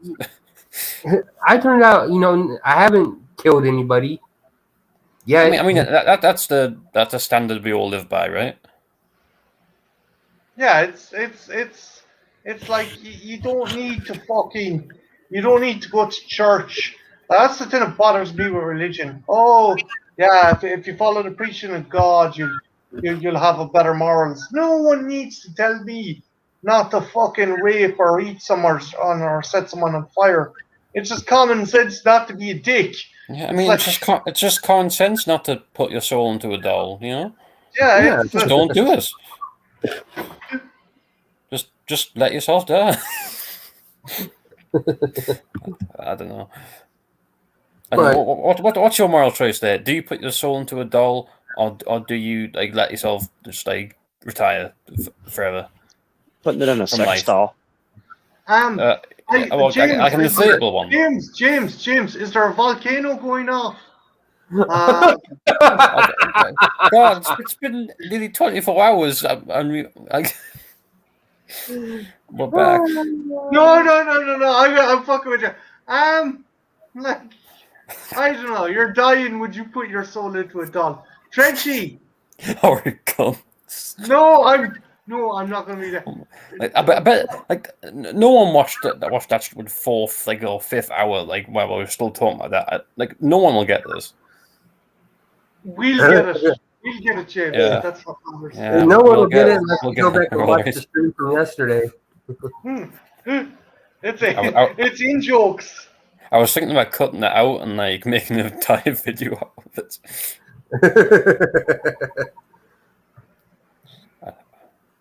I don't know, but Junebug, would you transfer your soul into that fish or that deer? Say you fell down a cliff and broke your neck. Okay. Oh, I mean, when were you guys planning to do that, the Trentry? Trenchy, you're assuming there was going to be molestation. Trenchy is like, I'm out of here. I mean, to be fair, we made him do something pretty bad yesterday, which was just have to explain the whole volcano scenario to his mom. I mean, that's probably the worst thing I've ever done to someone. According to Junebug, on Trenchy's OnlyFans, he puts his soul into sex dolls. I mean, that'd be weird. Imagine being like an evil inflatable doll just in your entire life. Not even like a plastic one that can like do things, but you just like a sack of air. It's like not always, Trenchy. We do let you. Yeah, I'm trying to start to turn over a new. Hey, but in the movie, the doll was going to become real. He was going to be like a real little fucking thing. Oh, so he'll be a so whatever you put your body in. So think about it, Marty. You put yourself into your Predator doll, right? Yeah. You wait long enough, say, fuck it, I'm just going to stay in the doll and I'm going to turn into a little Predator. But I'm only a 6-inch. I'm only a fucking 8-inch, 6-inch Predator figure. Then you're going to have to do a custom one and make it full size. And then transfer your soul into it. Put your soul in the Ronald McPennywise figure. Gimbala! I don't know why you reckon should I put my I mean, if you wanted to haunt someone and be evil, that's a pretty good doll to go into, I think. Yeah. Da. I'm hating it. Stay there. There you go. That's your kill quip before you. Yeah. Mark, what would you have done if you were dying? Would you put your soul into a doll? I think I would have looked for something a little bit better than a good guy doll. I would have done it, but I think I would have went for something like, I don't know, maybe G.I. Joe. Yes, yeah. Oh, just fucking like small Predator, G.I. Joe, like a RoboCop toy or something. Transformer. Not a good guy doll. That's like the lamest shit to be stuck in forever. No. Has Chucky ever like fought another talking doll man person? Like as he had a rival? In Bride, he gets a sidekick named Tiffany. Okay. Now, if we put Chucky into the little box from Indian in the Cupboard, would he turn into a small little redheaded freckled boy? That's a good question. How does it work? Would Chucky still be Charles Lee Ray in the? I'm a real boy now. It's the art. You've just made the Inception of toy movies. I know. Junebug says I would transfer my soul into a Major Chip Hazard doll from Small Soldiers. I had one. Yeah. What if you transferred your soul into Woody or Buzz? Would you have to share with like they're already existing? Like you'd be like Tom Hanks would be like, "Hey, what are you doing in my body? There's a snake in the water." And oh, shut up, Hanks. You've COVID. Shit. I don't think if I was gonna do it, I'm not going for anything that's from like Toy Story. I didn't like any of the characters in Toy Story to begin with, so no. Hot take. I mean, not even I would say something that like, oof. I mean, that's too spicy for me. if I'm going to do it, it's going to be something that, you know, I would put, if I was going to do it, I'd put my soul into a fucking Thundercat doll before I would. I'm not. Oh my god! Look, What if does it went even have to horribly be a wrong? doll? Could he have put What his if it soul went- into a car or something? No, Art. What if it went horribly wrong? And you're like, I wish to put my soul into the most awesome Masters of the Universe toy nearby, and you turn into Castle Grayskull. That would be You're just Castle interesting. Grayskull. Imagine having your soul stuck in like a toy car or something. That must be awful. Like, what if you even like just have to? I mean, I don't know. Could Awesome, you imagine? awesome. Can you imagine putting your There's soul some into a awful Night Rider car? That would. there's some- Junebug, there's nothing to look at. There's nothing to look at. Junebug. For fuck's sake, man. That's the most. Hey, unless we stuck her in the cupboard, and then you would have something to look at. I work at a charity shop, and you get those kind of dolls all the time, and kids for some reason can't seem to keep Barbie dolls' clothes on for some reason, so we always get the naked ones. And it's like, where do you get the clothes from to like cover them up? Did they sell them? All the Barbies in my house are naked. In a trench coat. I mean, you do you, man. I mean, that's fair enough, but I think what it is, they like to dress them up in different clothes. They take them off, and they don't remember where they put the shit, and then it just gets lost. That makes more sense, I guess. Well, my daughters, anyways. Oh, okay. Just Now all you've get explained you have I daughters. always That keep makes my dolls What loaded. the fuck did you think I'm at? I just had a collection. I just thought you had a collection of Barbies around, you know. I haven't done that. I mean, you could. I mean, nothing's stopping you. Look, hey, James, Art's into ponies, okay? He's a brony. Yeah, he's. I knew a brony. For fuck's sake, lads. Mark, do you want to get back on topic? Have you guys ever heard of the small movie called Child's Play? Once or twice. Yeah. I tried to watch it, but I couldn't find it anywhere today. So I watched the beginning of part 2 before I got on here. Oh. That has nothing to do with part 1, though. So. Well, don't spoil me on the hit classic Child's Play 2. Oh, hey, that's some shit right there. Yeah, honestly, the sequel is better than the original. I think they definitely perfected the animation. You see a lot more of them. So are there any like divisive like elements within like the Chucky fandom? Is there a Chucky fandom? Oh yeah. Oh yeah, there's fucking huge fandom. They sold the Bride of Chucky style Chucky dolls at Hot Topic for fucking years. I remember like being around and to they were see like one of those dolls. Yeah, fucking full set like movie size. When was Bride out? Was it like 2006 or something? That was like 2008. Oh I mean that was like 1998, not 2000. Yeah, it was. That was Katrina Heigl's second movie before she got kind of really big. Oh, Katherine Heigl? Katherine Heigl. Who did I say? You said Katrina. Katrina. Yeah, I was like, who's Katrina Heigl? I mean, Katrina's a hurricane. Yeah. Katherine Heigl's supposed to be a fucking tormentuous cunt as well. Hurricane. Katherine Heigl was in the other movie before Bride, Wish Upon a Star, a Disney movie that had Daniel Harris. She was also in Roswell, and she was in she was in a lot of stuff, but apparently she's supposed to be an absolute warping bitch to work with. Oh, I've never liked her. From what I understood, when she was on Grey's Anatomy, everybody hated working with her. Like she had it in her head that she was supposed to be the star of the show, and it was like, no, bitch, you're not.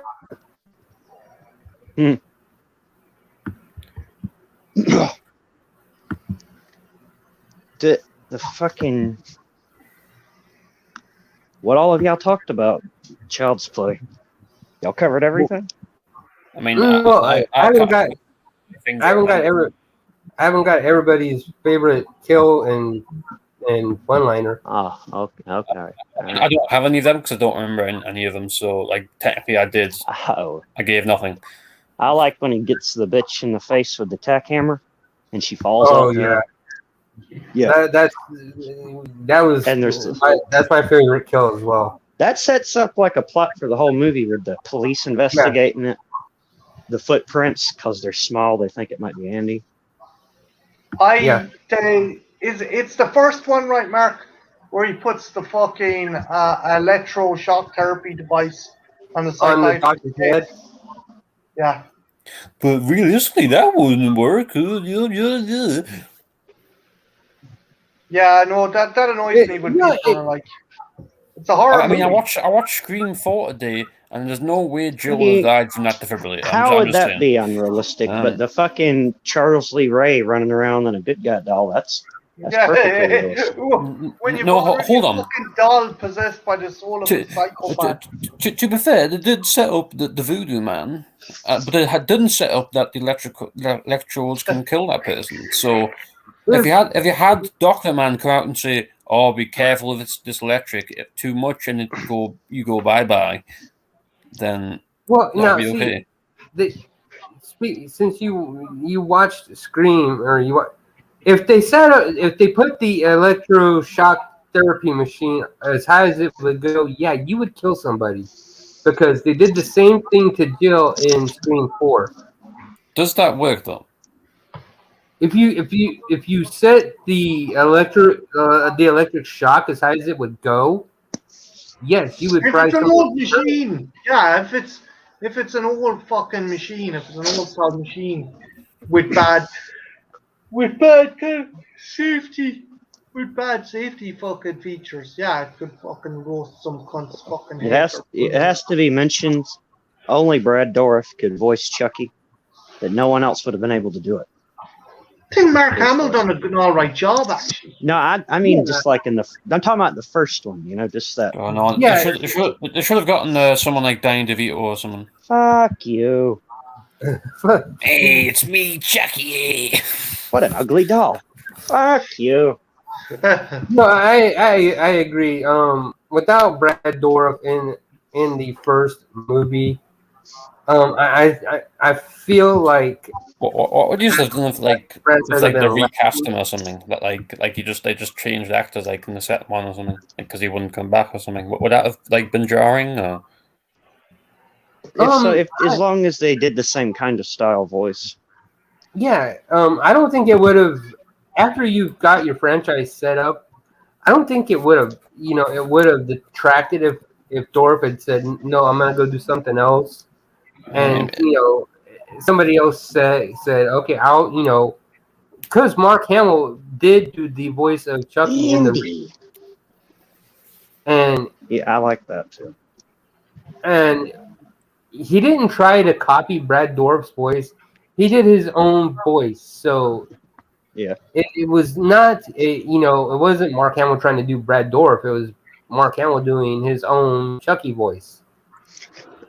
Trench says that Bride is his favorite.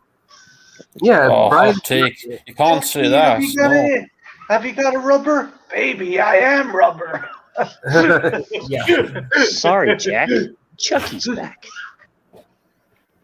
My favorite one-liner, like I said earlier, was the scene from part 3 where I know, where Chucky is the colonel is at the academy is looking around and you see Chucky fucking pop out and he yells and the colonel fucking dies from a massive heart attack and he's all, "You gotta be fucking kidding me." Yeah, he's cheated out of a kill. That and number 3, the don't fuck with the Chuck. Don't fuck with the Chuck. I like in the first one where he says, "Hey, it's me, Child's Play." Did I get cut off? It's a joke. Okay. Oh, Oh, yeah. Okay. Yeah. I thought I got cut off. I was like, "What the fuck just happened? What was he saying?" No. I was waiting to see how long it would take for someone to recognize I'd totally made it up. Oh yeah, it took no time. I was like, did you receive a head Andy, it's injury? me. What the Child's Play. fuck? That's why I kind of with the people's lab. I was like, huh? I don't remember that happening. Did it say that? Does he say the line "Child's Play" in the movie at all? Like, does anyone even say it? No. Never in the whole fucking series does that ever get mentioned at all. Damn, they missed us, man. This is a real Child's Play, huh? It is weird they didn't title drop it. It would have been like killing Andy's gonna be Child's Play. Yeah. They could have just said something simple. That's the best you could do, I guess. Yeah. These children do be playing though. Children be crazy. Children do be playing these games, am I right, fellas? I don't know. That'd be like a modern Child's Play line. That's great. Them children be gaming or whatever, or playing. His face and cheeks and teeth, like when he freaks out on the mother, the animatronics of it. You wanna fuck with me? I like the remake. I actually like the remake. I like when he called your name is now Tupac, and it's like Tupac. Oh God! This is for Tupac. That was fucking fantastic. That was He doesn't even know what Tupac is. Out of all the kills in Child's Play, that is my favorite. No, him turning your man into a fucking lamp. It's turning your man's head into a lamp in Andy's house. That was brilliant. And come on. When he gets that sparkle motion bitch from Donnie Darko, when he gets her in the stomach with the tire pump, like basketball air pump thing in part 2, that he beats her to death with like a ruler. A yardstick. Yeah, like a yardstick. What we call him a ruler. Which wouldn't have actually worked. He would not have been able to beat her to death with a yardstick. Yeah, or a ruler. How does he break the guy's arm? Does he just use his bare hands, or he has a voodoo doll? Oh yeah, that makes more sense. Yeah, of the the guy. So when he snaps the doll's arm, it breaks the guy's arm. Yeah. Chucky's one of the only killers. He's not like superhuman. He can't like lift up shit or throw people across, do Jason type shit. You could pick him up and throw him really if you wanted to. If he didn't have a knife to stab you. Like the end of the fucking movie. I mean, he's missing his head. He's missed his right arm. He's missed his left leg, and he's fucking still coming after him. I'm assuming though, if he had turned completely into it, like he missed his chance and turned all the way full, whatever again, I guess he would have died quicker. What would he have been? Would he have been just a fucking? Would he have been some short Peter little redhead Dinklage? hero? No, but Art, would he have been some Peter Dinklage size fucker if the curse had been complete? He'd be like Willow. Okay.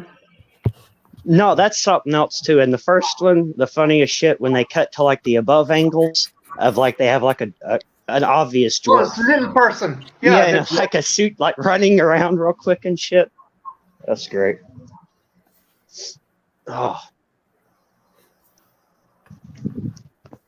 But yeah, when my favorite part in the reboot is when they're all watching the Texas Chainsaw Massacre and you see fucking Chucky just coming at everybody with the knife, like, you know, he's like. Well, there's almost like one thing I liked is the movie made me feel sorry for Chucky. Yeah, he doesn't know. He's seeing the kids laugh at this horrible shit. So he's like, "Oh, they're gonna really like me. They'll like me if I do this." Yeah. If I cut someone's face off and put it on a watermelon, yeah, love me. Wait, That's great. Why how is violent that trying to get rid of the head on the watermelon subplot That was some of the fucking best shit. fantastic. That's some of the best shit. It was kind of like Goonies got mixed in with fucking. It was like, oh, we got to get this fucking. Like, It's wrapped up in a fucking like present, like Yeah. wrapping paper. Reboot in that sounds interesting, lady's to be house. honest. Imagine if she just ripped it open and looked at it. It's like, oh my. Oh, I like Tyrese Henry as the cop as well. yeah. Oh yeah, he was good. I'm not gonna say that the reboot was a perfect movie because it wasn't. It was majorly flawed. No. But what I like is that in the reboot, it was all focused on Andy and Chucky's relationship. Yeah. Mm-hmm. Oh yeah, so I guess the two of them interacted more because like in original Child's Play, like obviously Andy knows about the whole doll thing, but the two never really like talk. Not really. No, there's no. It's all manipulation on Chucky's part. No, he just tells him like, tell her to turn the news back on. Yeah, so I can watch the like shit like that. This one it broaches a lot of topics. It broaches like, fucking the plight of people working in the factory, like how you can get really one overworked, stressed out fucking employee, and he can. It was like a fucking turn the sweatshop. fucking doll into a killbot. It was like a sweatshop. Dude, Yeah. yeah. And then the manager, insults the fucking guy who's busting his ass to get everything done, and he's like, "Fuck it, I'm just gonna fucking, But to pick up, it's basically a safety. He leaves the safety off. Yeah, but Yeah, even just leaving it off by itself doesn't make it like as bad. Something else happens too. No, Like, the AI gets corrupted, and then Chucky. Yeah. Plus, Chucky is in the reboot is the robot. So when he starts seeing Andy and all his friends, watching horrific shit like the Texas Chainsaw Massacre Part 2, he's like, oh, so They like this. That was a great one for them to watch too. Yeah, that was a great pick.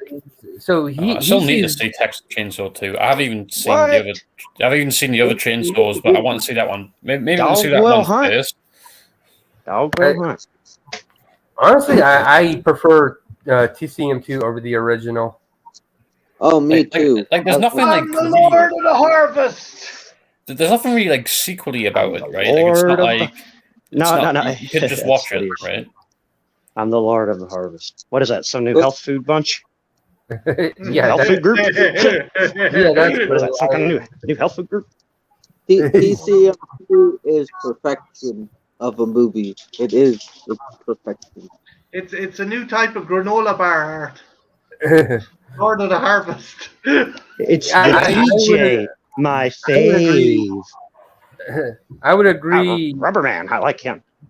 Yeah, I would agree, Junebug, that Tom Holland writing the script and his direction made Child's Play a lot better movie than what it should have been. Tom Holland's who made that? Yeah, I mean, he traveled back in time, right? He wrote it and directed it.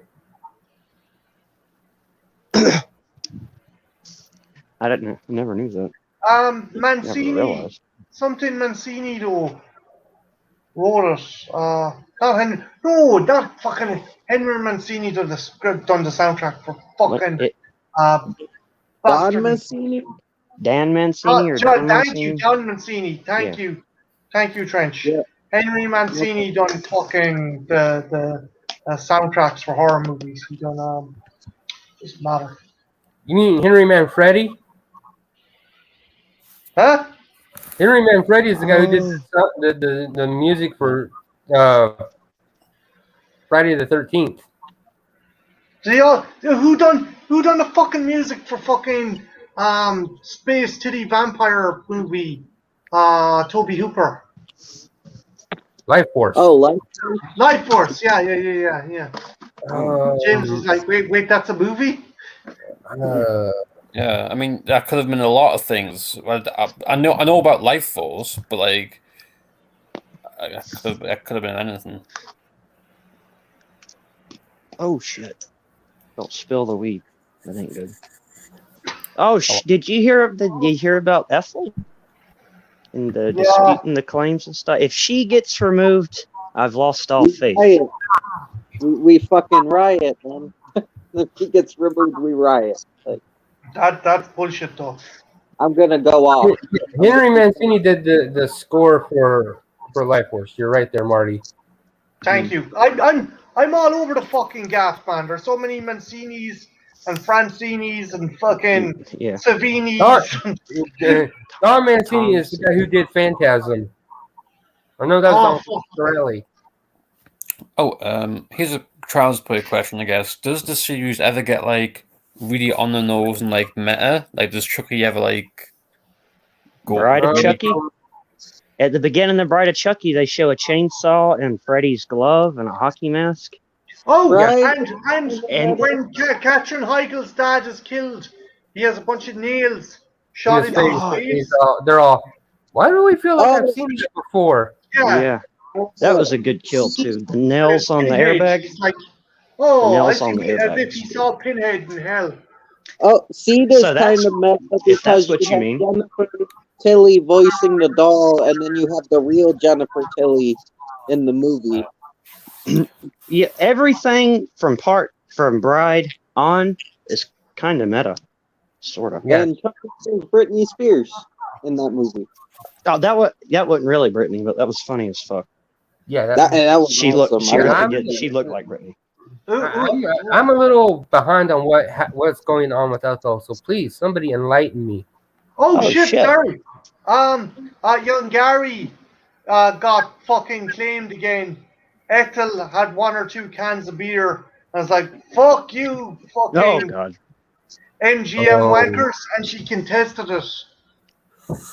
Ooh. She normally never contests it to stay safe, but she is downloading all of her videos just to be on the safe side. The thing is, I don't think they're the real MGM. That might be a good thing, though. I don't. All of her shit is public domain, so it makes absolutely no sense. Everything that Ethel goes after is fucking free to watch. So I don't. Yeah. I don't. That makes no fucking sense. It could be trolls. It could be whatever. It'll just be some little tiny little company trying to make a quick buck off on behalf of someone else. Like, I don't know. Well, technically, we bought the rights to that, so now you can't ship some bullshit. Doesn't stop you from trying to get some money from something, though. Be right back, guys. Fucking, I did like Andy's mother in the original Child's Play. Oh, and I like the mother in the Child's Play reboot. Yeah, I in the reboot. I liked the mother more in the reboot than I did in the original. I'm a fan of Seventh Heaven, though. Is that because it's Audrey Plaza, Mark?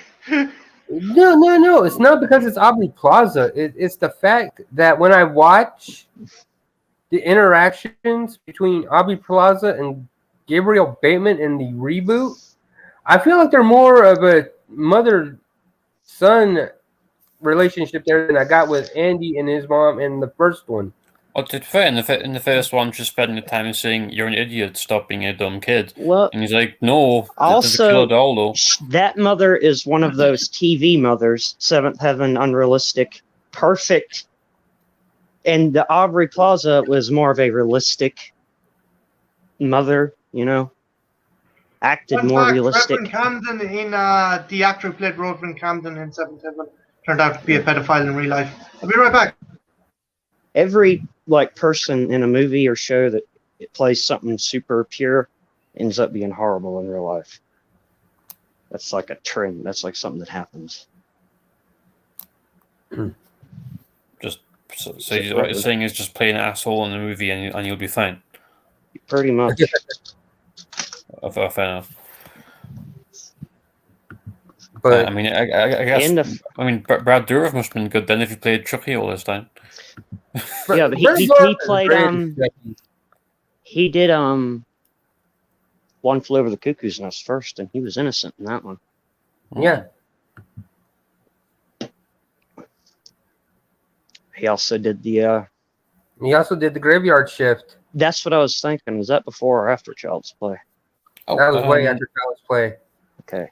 I was thinking of another franchise about killer children, like Children of the Corn, like a bit earlier today. Like I only ever seen the first one. Is that something you guys have watched? No. Yeah, I mean, yes.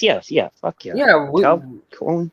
If you want to do a Child's Play discussion, let me know. I have. Let us know. We'll gladly jump on and discuss it with you. I haven't seen all the other Children of the Corn. Oh, sorry, no. I was First talking one? about. Sorry, I was talking about Children of the Corn. There, Mark. Yeah, no, that's what I'm saying. Is if you want to do a Children of the Corn like discussion panel. I mean, I can only talk about like I said, I can only talk about the first one. Yeah, that was interesting. Movie. Honestly, the first one is the only one worth watching because anything after that is yeah, definitely. I mainly remember the first one legitimately was creepy to me. Yeah, it was. It was fucking creepy as hell. Yeah, I mean, I think like setting and tone wise, it was pretty good. Okay, I don't know. I don't really know why they decided to actually make the whole like thing they worship real. He walks behind the rose. Yeah. There's lots of theories on that. Heard it's Randall Flagg from The Stand. Heard that it's it. They've said all kinds of stuff. Yeah, remember, Children of the Corn is set in the Stephen King universe, so they're all kind of connected. Yeah. I've even heard that Randall Flagg is fucking Pennywise. The king of this. We have to talk about it. That the Killer Doll movie that the trend, once Child's Play happened, it became like a thing for a while. What is it like? Actually, Dolly Dearest or was Dolly Dearest first? Dolls came out before Child's Play, so Dolls would actually predate it. Was it Dolls or Dolly Dearest? I remember a movie called Dolly Dearest, and it was like a Child's Play. I mean, you got. I mean, there's that new like evil toy thing called. What's it called? Boy or something? Puppet Master. Oh, that doesn't count.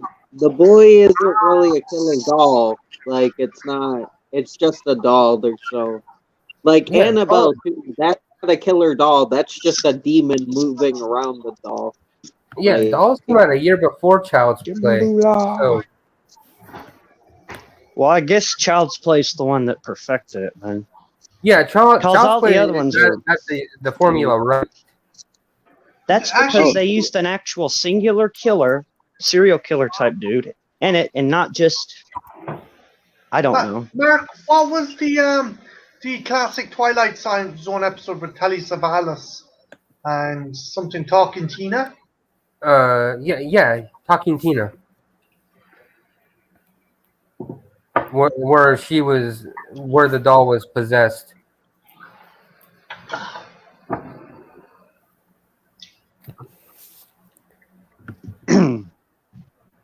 Hey, Art's back. What about the Twilight Zone? What was that? The episode with Telly Savalas. Talking Tina is what Marty's talking about.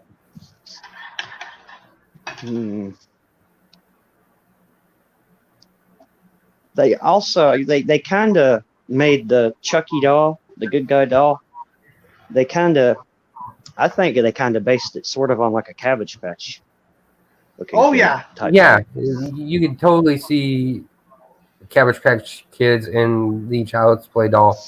Yeah. But then you at the end of one, you see him burning up and stuff, and he's clearly just rubber and like plastic or whatnot. But at the beginning of number 2, when they're like fixing him, he's got like a metal endoskeleton and shit. Like what? Well, you have to understand, it's all part of the voodoo stuff. They like souped it up in part 2, where they made him a lot more Yeah, they Like in part 2 they he's like a fucking metal inside body type thing. yeah. In part 2 they way upgraded Chucky.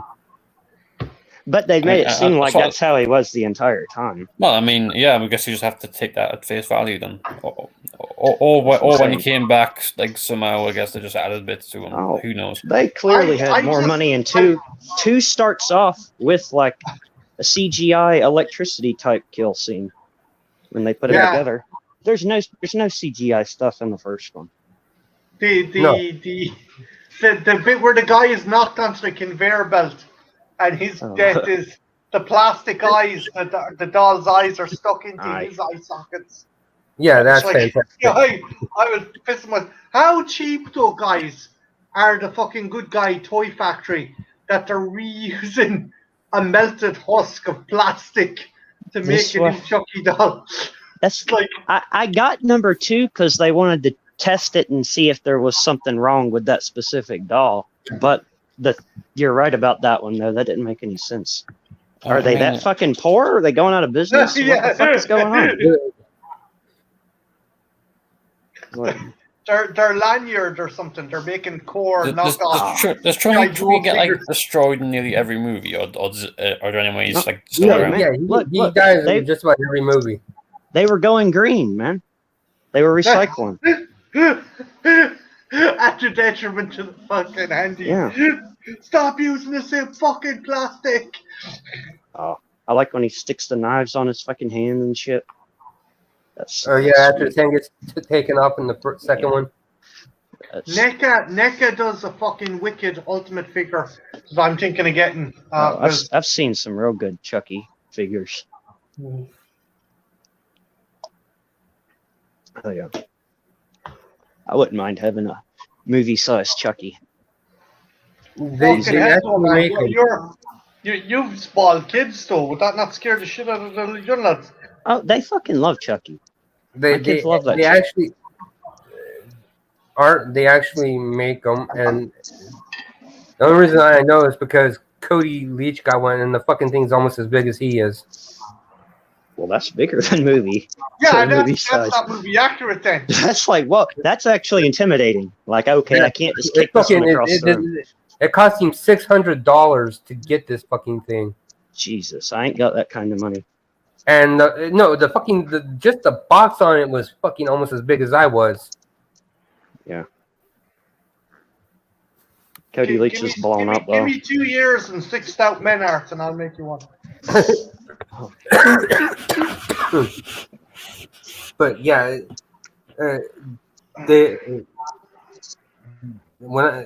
was the Chucky from Bride of Chucky. So he had all the scars and the staples in his face. Like fucking what's her face? Dude, they literally they recycled that motherfucker every single time, didn't they? Yeah. Like she sewed him up. Tiffany, number 3 Yeah. Tiffany got the parts from the fucking evidence locker and used Kit bashed his head onto a regular doll, and that's how he restored. I can believe that.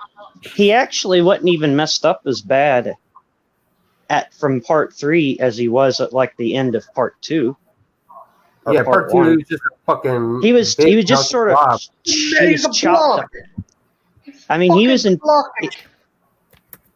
Well, in fairness, he's right, because at the end of Child's Play 3, he does get his face half sliced off, and gets chopped to bits in one of those big fucking industrial sized fans. Well, man, how do you know you've ever truly killed him though? Like, what would a film have to show so you know he's definitely gone and can never come back? I say put him in an incinerator and make sure there's nothing that they can rebuild. I feel like we have to kill Charles Lee Ray himself. There has to be a commemoration for Brad Dwarf. We have to kill him. I feel like if we can kill the actual, like bring him out like you would bring Freddy into the real world, right? So you can kill him. Yeah. we got to bring Charles Leroy out of the fucking doll so he's flesh and blood, and then like knife that fucker with some kind of sacred dagger or some shit. Well, I mean, yeah, but if you burn them, they can just put the ashes back together with a little brush. We've already seen. We can. And then based on Child's Play series, they're going to sweep the ashes up and glue it into a pile and stick it back together. Actually, lads, I got a question for you, right? The end of Terminator 2. If I had been teamed up with Arnie and Edward Furlong, I would have just poured over there with a fucking pan and brush, scooped up that fucking liquid metal motherfucker, and fucked him right into an old liquid fucking furnace or something. I don't understand why he shot him. You know, if he wouldn't have shot him and he would have stayed in one giant piece, he would have stayed frozen longer than all them tiny little pieces. I mean, their plan wasn't to go to the incinerator, right? I can't remember. I think it was serendipitous. Yeah. It was pure chance. Yeah, because I mean, I guess they wouldn't know. Definitely. See, if he put his soul into like a large Chucky doll, like the one you're talking about, Mark Leach, that would work. Wow, I could go with that. In modern days, you would put a soul into like a remote-controlled drone or something. Any kind of small They figure. did that, James. They fucking did that with the remake. What? They're just gonna throw it like how the mother just picked it up and tossed him. Like no. James, in the remake, Chucky downloads himself into drones into and teddy bears. into the web. Okay. Yeah, Chucky pretty much downloads himself into the cloud, the cloud device. Okay, so is it a voodoo thing anymore, or is it like a pure technical thing? It's more Terminator. Yeah, it's more AI advanced. Sci-fi horror rather than supernatural horror. Yeah. But is he still like a person who goes into a doll, though? Have you not seen that one? No. I haven't. I was gonna say I've only seen the first one, and like I've just been here listening. AI is like a child that learns, and it learns wrong. It kind of gets fucked up as a result. He's basically good, but then I don't know. He like gets his feelings hurt, which isn't an excuse. Yeah. I don't know. For some reason, he starts getting serious. Again, like you said, Art, he learns, but also remember that all the restrictions on what the safety programming are taken off, so he has no concept of right or wrong. He like Marty said, he's like a little child. So when he sees Andy and all his friends doing wrong, he thinks it's okay for him to do the same thing. Are they making a sequel to the reboot? Or are they going with the TV show? I think they're going to do both, but that's going to be weird. I mean, they have to keep going until he says the line, "This is child's play." Man, the TV show is going to take a knock at the fucking reboot. You can't stop until he says the line. Well, the TV show is a continuation of the original series, so it's continuing off. Yeah, I mean, if they go with how they're talking about going, the TV show is going to take cracks at the fucking movie. Like Chucky and the show will see it on the TV and be like, fuck you. Art, do you know what would be awesome? It'd probably be shit. I think it'd be awesome. It'd probably be shit if they actually did it, but it'd be awesome. Never gonna happen. So Charles Lee Ray Chucky versus the fucking cybernetic Chucky. Charles, that would be good. Team Charles, man. Speaking of horror TV shows, I did have like a pitch for like a Halloween TV show that I thought would be decent, but probably like maybe go on too long. The one good thing about that with the Chucky is even if what's his name decides not to do the show or movies, it's just the voice. So I'm sure there's some like voice type person that can pull off an exact Chucky, imitation. Oh yeah. I mean, to be honest, you can just get the voice for Ghostface and kind of just do it. It would only suck when, like, if they try to, like, show him in a scene or something, like the actual guy. I mean, it'll suck because we know that's not the act. We know it's not Brad Dourif. Yeah, but you could easily fucking you could Yeah, it's still live. It's still live, LJ. Yeah, but Brad Dourif's gonna be on the TV show, like Jennifer Kelly is as well. Did y'all see Brad Dourif's daughter and like the cult of Chucky and whatnot? Yeah, Fiona Dwarf. She's pretty fucking good. Oh, Like, cool. what if they made a good girl doll? Yeah, but that's what I always thought about. Having like I had an idea where she puts her to escape the mental asylum. She put her soul into like another doll to go after Chucky, but they kind of switched it, and she does a fantastic impression of her father as well. She does. She's actually probably my favorite parts of those two movies that she's in. LJ, have you watched the Child Play movies? Hey, Dino. Hey, Dino. Hey. What's up? You can pee on Chucky? What the fuck are you talking about, man? What? I was gonna ask, but then I decided not to. I mean, it's a conversation from about 5 minutes ago, so what were we talking about? Well, if you're talking about the AI Chucky, yeah, you could. It would short him out. Oh, I don't know. On the robot Chucky. Oh, I misread that. Maybe he meant like drop some green peas on it. I want to. No, I'm just fucking around. I'm just. Because when he chops off your dick. Yeah, his only weakness is one I'm vegetable. not pulling my dick out. His head's right there, level. All he would have to do is hop up and bite that fucking thing. Yeah, just drop water on him.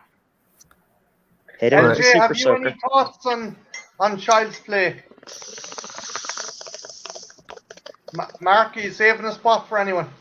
No. Yeah, I mean, LJ, do you want to hop on and chat? I mean, I'm about to leave soon, and it makes like I think I've exhausted what I can talk about, so I don't want to like just loiter around, just like looking stone faced. But thanks for having us on. We do that all the time. We do it all. Yeah, we do that. It's part of the norm for us. Yeah.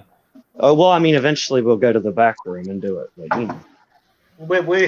We'd usually end up talking till fucking 5 in the morning our time, gents. I thought we were going to go in the back room and suck on Trench's toes or something. I think I was on up until like 3 o'clock still talking about... We talked about like Scream and stuff after the whole volcano conversation. I was still talking about Scream. I actually watched... I was on TV. I was watching all of them today, and then I reviewed them all after I watched them every time, so I'll upload them at some Scream 4 point. was on yesterday. Screams like I will not let you guys move on. You must continue talking about me. I really like Scream. It's literally the best horror franchise, hands down. I mean, it's hard. The more and more we've been talking about it lately, the more and more I think it is. I think I would say Scream is the most consistent franchise. I would say it's the best franchise. What you go to say is the best though.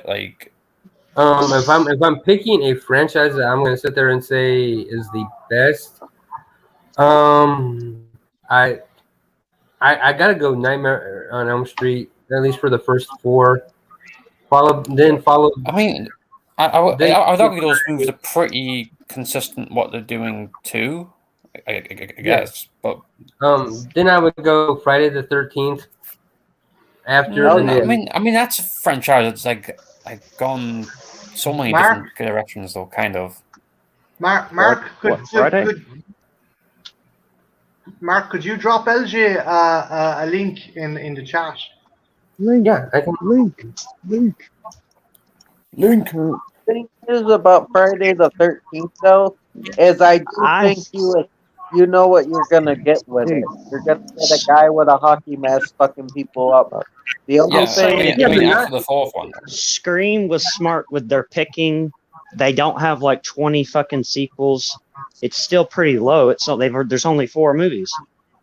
Yeah, and Everything else is like in its number 10, number 12. And the time between them was pretty nice. Scream 2 is one of the first like movies made like a year after the last movie that I think is really good. Like, there's not many movies that can actually like do that. Yeah, no. But yeah, what's the space of time? What's the space of time between them? Apparently, the Scream franchise was like 1 year after each movie. Yeah. No, Apparently, Scream came out in '96, and apparently, Scream 2 came out in '97. I was like, no, there's no way. After 3, there was that long break before 4 came out. But other than 11 that, years, that's nuts. It went pretty fast though. 1, 2, and then 3. And now, 3 was 2000 and 4 was 2010. Number 3 was going to be 98. Yeah, it's been around about. I mean 99. Actually, it's been around about near 11 years since 4, and we're coming up to Scream 5. So maybe we're going to get them every 11 years now. Yeah. It's not like the Jeepers Creepers once every fucking 25 years.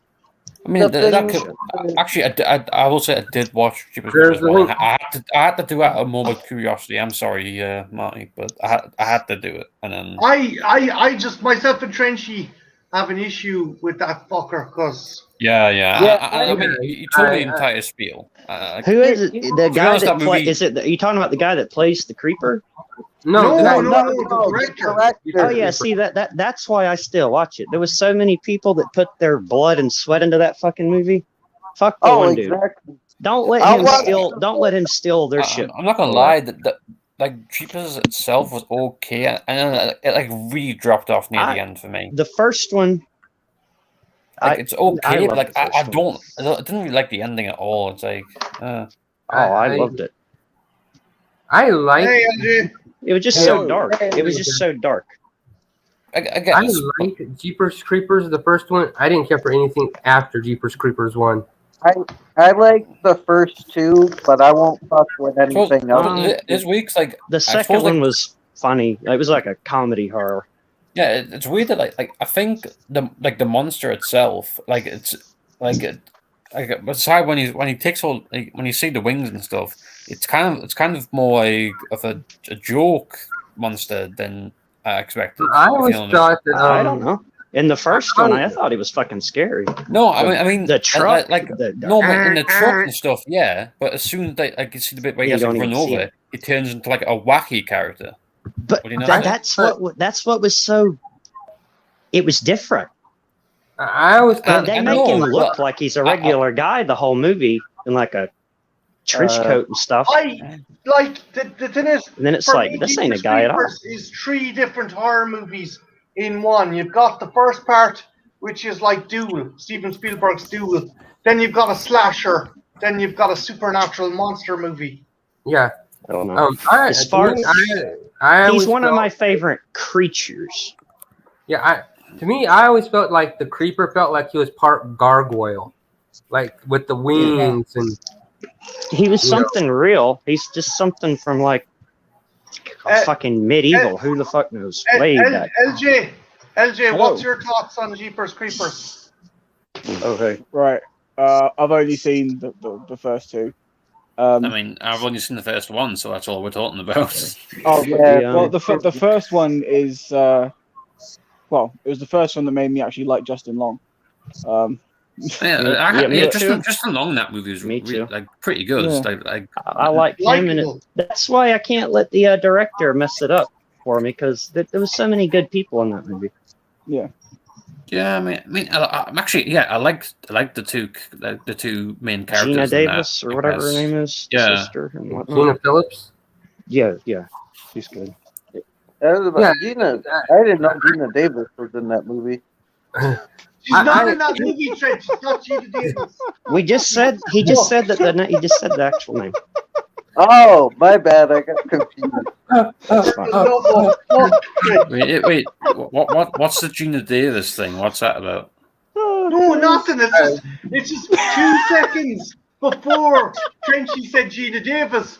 Fucking Mark actually said the actual actress's name. That's the actress. Oh yeah. And then Trench is like, Hey, listen, man.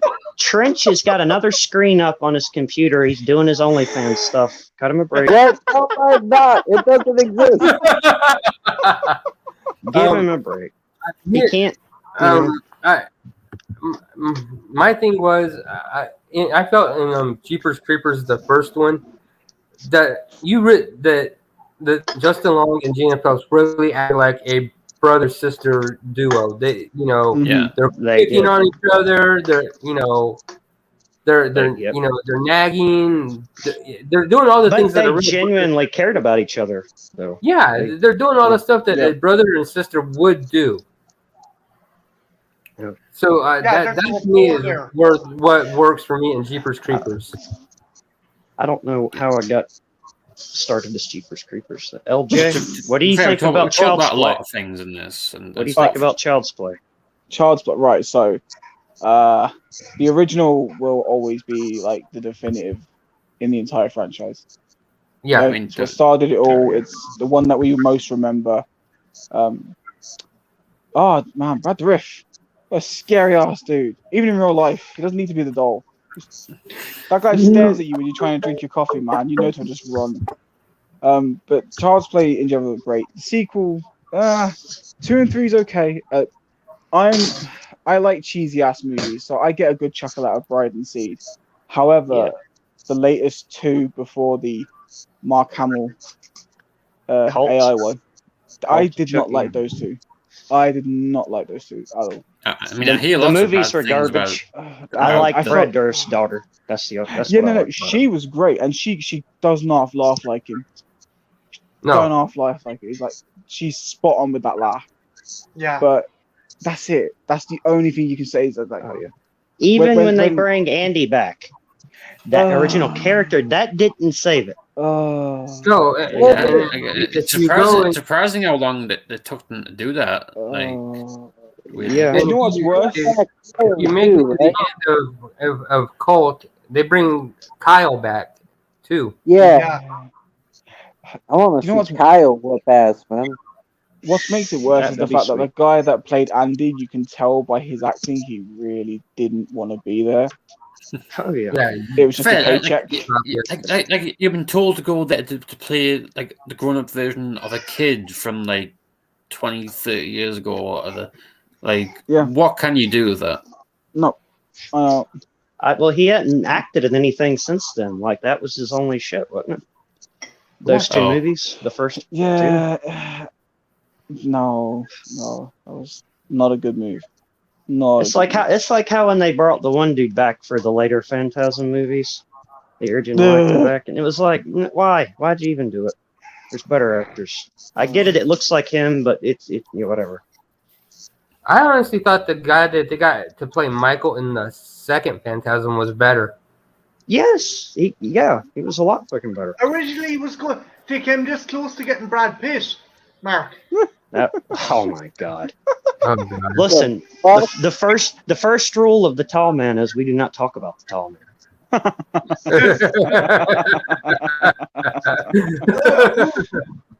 I get it now. Mark, who's your one that yourself and myself aren't a fan of because she's right pompous and she's in Freaky Girls Live and she like throws her weight around about shit. What's her name? I know who you're talking about. I won't. Yeah. While we're live, she has an issue. She doesn't think the tall man is tall enough. Oh, he's not tall. He really isn't that tall. In real life, Angus Grimm was not a very tall guy. I mean, he's kind of lanky looking. They got him wearing lifts. Mark, he wasn't fucking Peter Dinklage either. Like it fair. No, they've got the dude wearing lifts, and even with that, he's not that tall. Dude, Peter Dinklage should play the tall man in the remake. That would be awesome. I mean, they already did that joke in Infinity War, though. They always film him like walking from way down the hall, like makes him look taller. Shit. Boy, I take it you've all heard about the Peter Dinklage swamp. Toxic Avenger. Yeah, that's good. Yeah, Peter Dinklage is going to be the Toxic Avenger. I look forward to That's it. gonna be fucking awesome. That will be fucking fantastic. It's gonna be. LJ, will he be him before he transforms? Oh, I don't know, man. I'm hoping he is the Toxic Avenger. I don't want to see someone else. I do know Macaulay Culkin is going to be a villain in it. Yes, Call it Culkin. yes. Is he going to be setting booby traps? So I was literally just getting the like meme actors for it, like I don't know. I think he's playing some guy who like can only have sex with his girlfriend if he watches like children have like fucking car accidents or something like that. What? Fucking trench right this shit or something? No, no, that's actually it's a character from the first movie. There was this couple that used to go around running over children on bikes. Wreck that. Why would I write about child erections? I don't like this accusation. Child erections? That's not what we said. I mean, for listening, Trent Shield, no, it wasn't that bad. I mean, you were running over kids, but like, I mean, it's not as bad as what you were thinking about. LJ, Yeah. Junebug is following you, by the way. Oh, hello. I can't see the comments. So hello, and thank you for the sub. What's your favorite kill from the first Child's Play, dude? What, mine? Yeah. Oh. Or everybody's. Mine was Maggie. Hammer. Dog. Yeah, this is my dog Celine. That hammer. It's the hammer. Yeah, that's the Maggie kill. That still makes me jump. That's what I said. The electrocution of the psychiatrist. Yeah. The voodoo kill.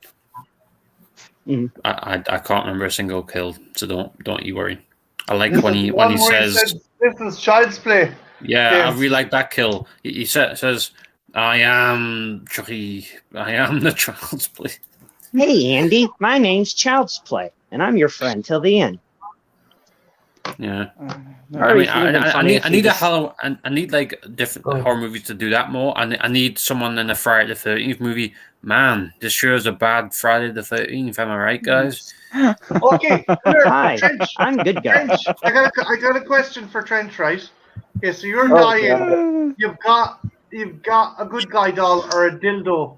Which do you transfer your soul into? Oh Wait, what? Why are you even on these stupid questions again? Wait, what? No, I'm joking. No, fuck this guy. Fuck this guy for ruining my stream. Listen, whose does it belong to? Who's going to be using it? No, if I gotta transfer myself into something phallic, I'm picking a corn dog. I want to be a corn dog, man. Because who's gonna fuck with a killer corn dog? No one. Killer corn dog. Corn dog. Yeah. You're more of a horn dog than a corn dog, Trench. I would just try to transfer straight into like the internet itself, like some shocker shit. I am the internet. Oh, it's just like the Lawnmower Man. That way you can move through pretty much everything electronic or hooked up to the I watched the Lawnmower Man. That movie could have been so good. He didn't know that many lawns, in fairness, James. Yeah, because they were too busy giving them like drugs and then putting them into the internet and stuff. That's not even that movie could have been so good. Because in the original story, it's just this naked demon guy chews this guy's lawn, like eats this guy's grass and then murders him. I don't know how they got the movie from that. Wait, what? What? What? No. In the Lawnmower Man story, it's about a guy who's too lazy to mow his lawn, so he gets a demonic. He accidentally finds this in the paper for a demonic lawnmower service, and then a naked man shows up and eats his grass, and he notices it, and then he murders him with a lawnmower. Junebug, my channel name's literally just my name on here. I used to be like a name that wasn't my name, and then I changed it. I don't know I if still like that moniker. You should have kept that moniker. it got cringy after a while. I don't know it didn't. It kind of. I still use it on a couple of sites, but like overall, I like using my name. Okay. Oh Christ! But LJ, what are you up to this evening? Nothing much. Just finished my last graphic novel. Just finished reading it to Alice. So, What's the novel? Gears of War Hivebusters. Oh wow, yeah. Is that like the latest one, or like one from a while ago? Yeah, it's one of the newest ones. Yeah, Past couple of weeks, we've read all of them now. I mean, the last one I looked into was the Ram prequel comic or whatever. Oh, Rise of, that's my favorite. Yeah, absolutely. That was really good. Oh yeah.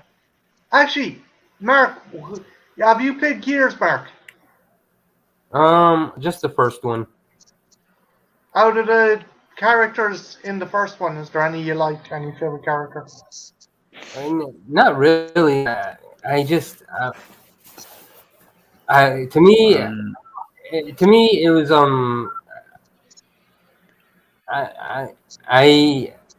I guess I'm more of a Doom guy. Yeah, Gotcha. I mean, all the character stuff's in like 2, 3, 4, and 5 basically. So like, one is just like it's a game about like the drab tone more than anything. Yeah, I've always been more of a Doom, Castle Wolfenstein kind of, that formula style of game.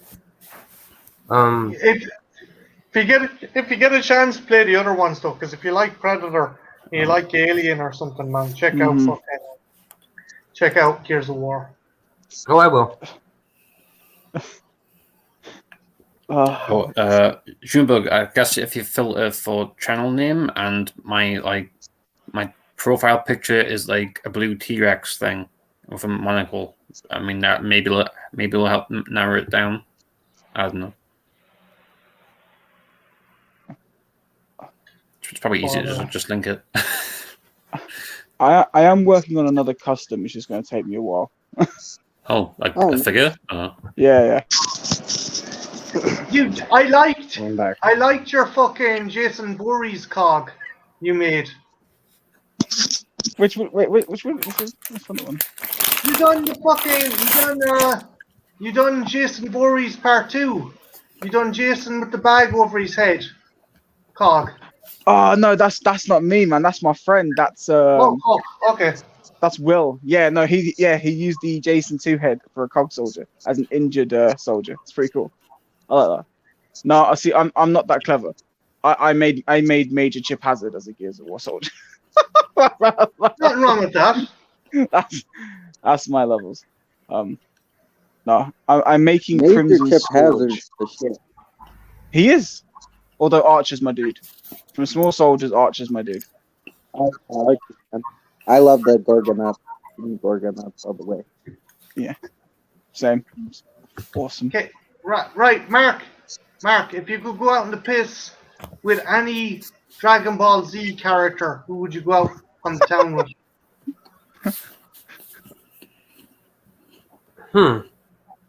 Who'd be the best one to go out with? You just get fucking pissed drunk. If I'm gonna go out and get pissed and drunk, I'm going out with the prince. I'm gonna go get drunk with the Prince of All Saiyans, Vegeta. Vegeta can fly. What about you, Trench? Well, I don't drink, but it'd be cool to hang out with Piccolo. I like Piccolo. He's underrated. James, what Dragon Ball character would you go out on the town with, or hang out with, or go down to the shops with? Raditz. I saw one episode of Dragon Ball and I watched the abridged series instead of watching the show. Okay. LJ, are you a Dragon Ball fan? No, sorry. Sorry, I mean, I like some of the arcs in Dragon Ball, but oh god, the writing, I can't stand it. I'm sorry, I really tried. I can't say what people are saying it. I watch it, and the thing I don't like, I like and don't like about it is a fight will break out. One episode will be the start of the fight. The next episode is they're getting ready to fight. Then they actually fight. Then they actually fight more. And then it turns out there's another lad they're fighting, and then it ends. It's like And then eventually someone upgrades to Super and ends the fight. yeah. Yeah, Marty, like- you forgot like the 3 episodes leading up to the fight where they're just staring at each other and powering up. Yeah, Then they'll just fight. yeah. But then they'll stop in the middle of the fight to power up some more, and then they'll fight again. Sounds like a bunch of lads just squaring up outside of fucking high school. Hi, you fucker. You looked at my woman. I did me hole. I'll fucking smash your head. I'll smash your head. Fucking come over here and say that. No, you come over here and say that. Episode 32. Hey, in about 20 minutes, I'll smash your head in, son. I just need to power up. I'll just stand here for a second. Let me rephrase that. If I'm going to go out and get pissed drunk, I'm going out with Beerus the Destroyer. You get fucking destroyed though, man. You literally get destroyed. If I'm getting pissed drunk, who cares? If a fight breaks out, I want that motherfucker watching my back. Okay. Just, Where? What did you do, man? My fucking local is destroyed. You've been the fucking place is wrecked, man. What have you done? Bastard boy. Wait, what about Boo? Because with Boo, yeah. you can turn people into chocolate. Actually, I would go out with Vegeta, and then I would ask him, how come it's totally fine that you're friends with everyone now after you blew up a bunch of planets in that one episode? and then that would just end the conversation, I guess. He had anger issues. He was misguided. It's okay that he He killed wasn't her. angry. He literally did it for fun. He saved an entire planet and then just blew it up. Oh yeah, but well, he married a chick, so it's cool. I don't know. Just go with it. Wait, marriage makes everything all right. Yeah. Apparently. I mean, a guy gets his dick wet, and then redemption, right? No, hold on a minute now. Just because you get your old fucking your knob gobbled doesn't mean it's a fucking okay. Well, let's talk about this though. Vegeta is a better father than Goku. Like the villain that is a better anyone husband. could be a better father than Goku. Even Frieza could be a better father than Goku, from what I understand. Well, Maybe that is true. Frieza's dad's a better father than Goku.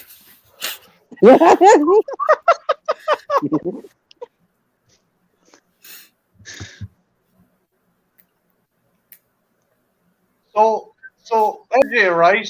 Yes. A volcano is going to go off in 5 minutes, and Oh God! no, Is this the volcano question? No, I'm not doing that question. We haven't asked LJ yet. Come on. No, it's Mark's channel. I ain't raiding Mark's you started that thing on my stream and we talked about it for Hey, an hour listen. and a bit and never ended. Look, if the people of Pompeii had that option, there'd be a lot less dead people from that era. Well, I don't like that I have to do it 3 times. Like, why do I you only have asked to you to do. Wait, where did the third time come from? I only my said twice. brother? You only had to Because suck my it brother twice. said I had to do it for him too. Who said you had to do it for? My brother. Do you remember? If I remember, the conversation was that you could do it on behalf of someone else to save them. What? Or you can So bite, you could do it- or you can jump off the deep end and you can suck Sasha's toe. No, It's I even don't worse. want Sasha's toe or the other thing. I'll take the dick any day. I don't want that. I don't want that Sasha toe. Oh, I mean, we try to keep it like rather. I try to keep it rather PG to not like mention it, but like no, the dicks out the back. I guess. Hey, I was changing a shitty diaper. I came back into this. oh, I wasn't even here at the computer. Wait, I forgot what the original would you rather was. What was it? well, I don't know. It wasn't a would you rather. It would be like if there was a nuclear winter, could you get if you had a gun? What would you do if you couldn't get a gun? Would you suck a dick, or would you try and fight without a gun? Or would you be one of the bisexual Wait. marauders? There was no fighting option. You said you either had a gun or suck a dick. There was no fighting option. In fairness, Trench, you're not. You're, no.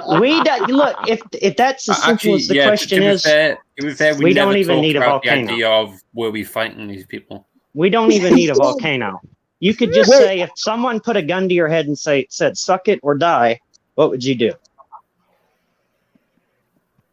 Oh, it's like everyone's quiet as fuck. Everyone is quiet as fuck. No, I would what would you do? What would I do? I'd live. Right, so it's a nuclear kind of situation, as you said. Yeah. And you get to suck a man's dick, or the volcano will murder you. I don't understand. Right. Somehow when you suck this, somehow you're protected from the blast. Okay, well, I'll tell you this, right? It basically means I've got three choices. It's either I can suck a dick and survive the volcano, but possibly still get killed anyway because the guy could be a prick. You know, or I could either get shot and not suck it, or I can get killed by a volcano. Yeah. You don't put an STD during the apocalypse, all right? All right. Well, I'll tell you this. I'm gonna suck that dick, and the reason being is because I'm gonna eat it afterwards for my final meal, just in case the gun goes off accidentally. Wait, no one said we should eat the dick. That's a good idea.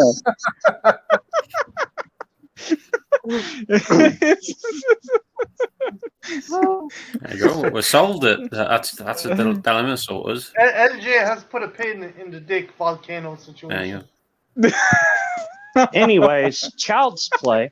No. Yeah. Well, in Child's Play, the dick happens, right? There are no dick sucking. There's actually.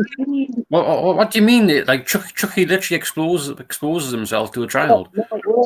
In the first Child's Play, there's no anything. So he wants to go inside a child. What do you mean? Yeah, he wants to get inside of him, sort of. Well, he did say he had a date with a 6-year-old boy. Exactly. Yeah, that's what I'm saying. Yeah, but this is one thing. If Charles to put inside of him, he didn't want If Charles Lee Ray is this voodoo master dude and he knows how to put his soul into a doll, how did he not know that the first person he told would be the person that because he was learning from the dude. The dude was being a dick and just didn't tell him that on purpose. Like, I'm gonna fuck this dude over. Well, to be fair, from what I've heard here, apparently the rule doesn't matter in 3 anyway. So who cares? And was he a serial killer, or were they specifically for sacrificial killings?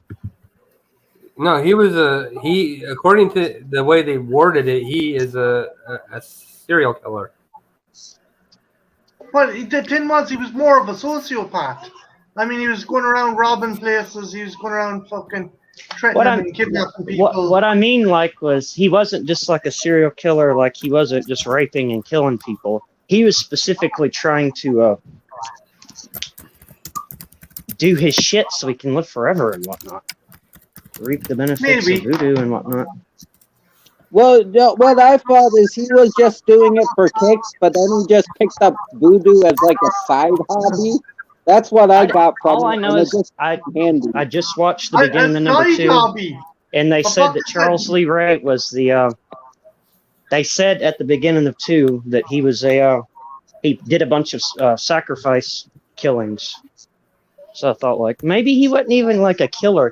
Maybe the killings were specifically for the voodoo shit. You know what I mean? Yeah, he's a killer. That very well could be. Maybe he's like the fucking Jamaican posse gang in Predator 2. Like, I mean, he is killing people, so he's a serial killer, but he's not like, Henry Portrait of a Serial Killer. He's trying to gain powers and stuff. You know what I believe at? Shit happens.